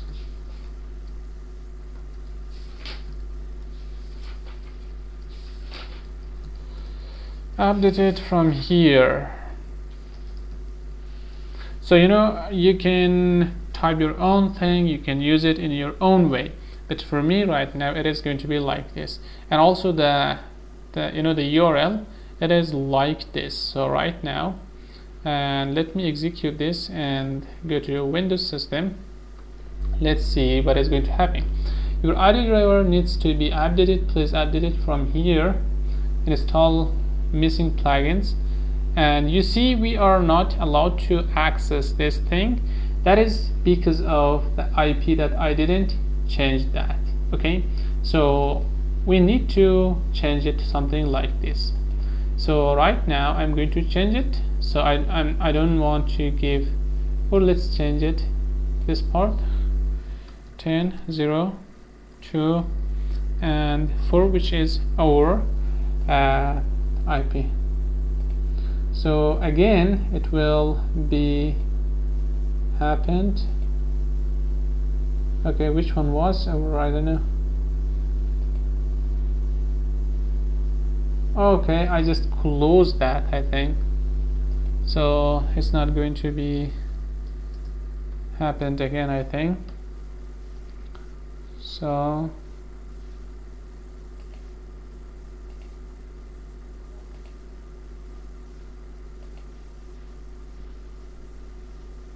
social engineering, fake notification bar,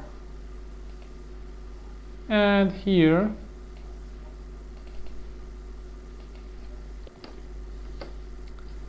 okay, it's going to be 10.0.2.4, and here we need to go to payload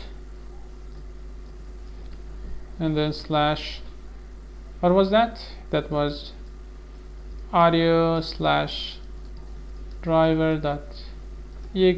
So this time I'm not going to change this. Okay, I'm just going to execute that, and let's see.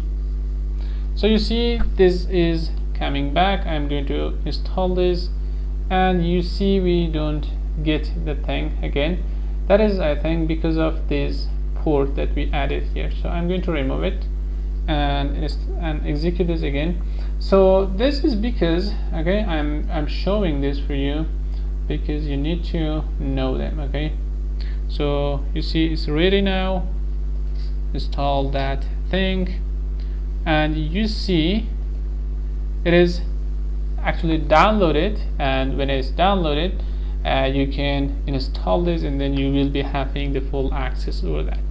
This is one way of doing this. Okay, sending your application in someone's computer and then giving them notification to install themselves. But if you want to send, or if you want to download something in their computer, you can go with this one.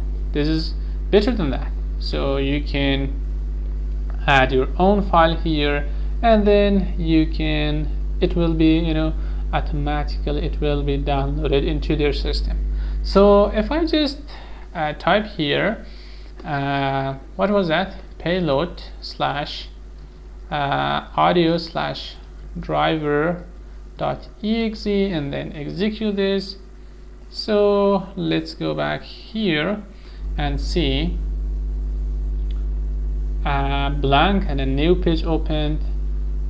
It will wait for a second, and then you see that is closed. But here you see that it is going to send this a lot of time, multiple time, but you know, it's just downloaded in their computer. Now you can do something to install this in their computer. So like this, you can actually move your files, okay, anything you want in someone's computer like this. So you can change this from false to true, so it will only run once. So if you don't want that, then you can make it false. Maybe the first time it will fail, and then the second time it will run successfully. So this was good. Okay, fake flash update is also something else. Let's execute this and go to here to see something like this. And actually it's an image, but for me it's not loading.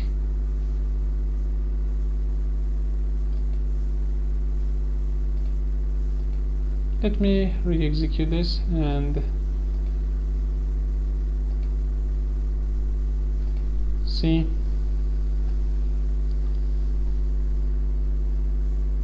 Okay, so it's an image because I don't have internet and something like that, so it's not showing that. It is a flash of update, so you see it's an image PNG. You can add your own things and do your own things, and also custom payload URL. This is the custom payload URL that will do something. And I'm not gonna make this video longer, so I will see you in the next video.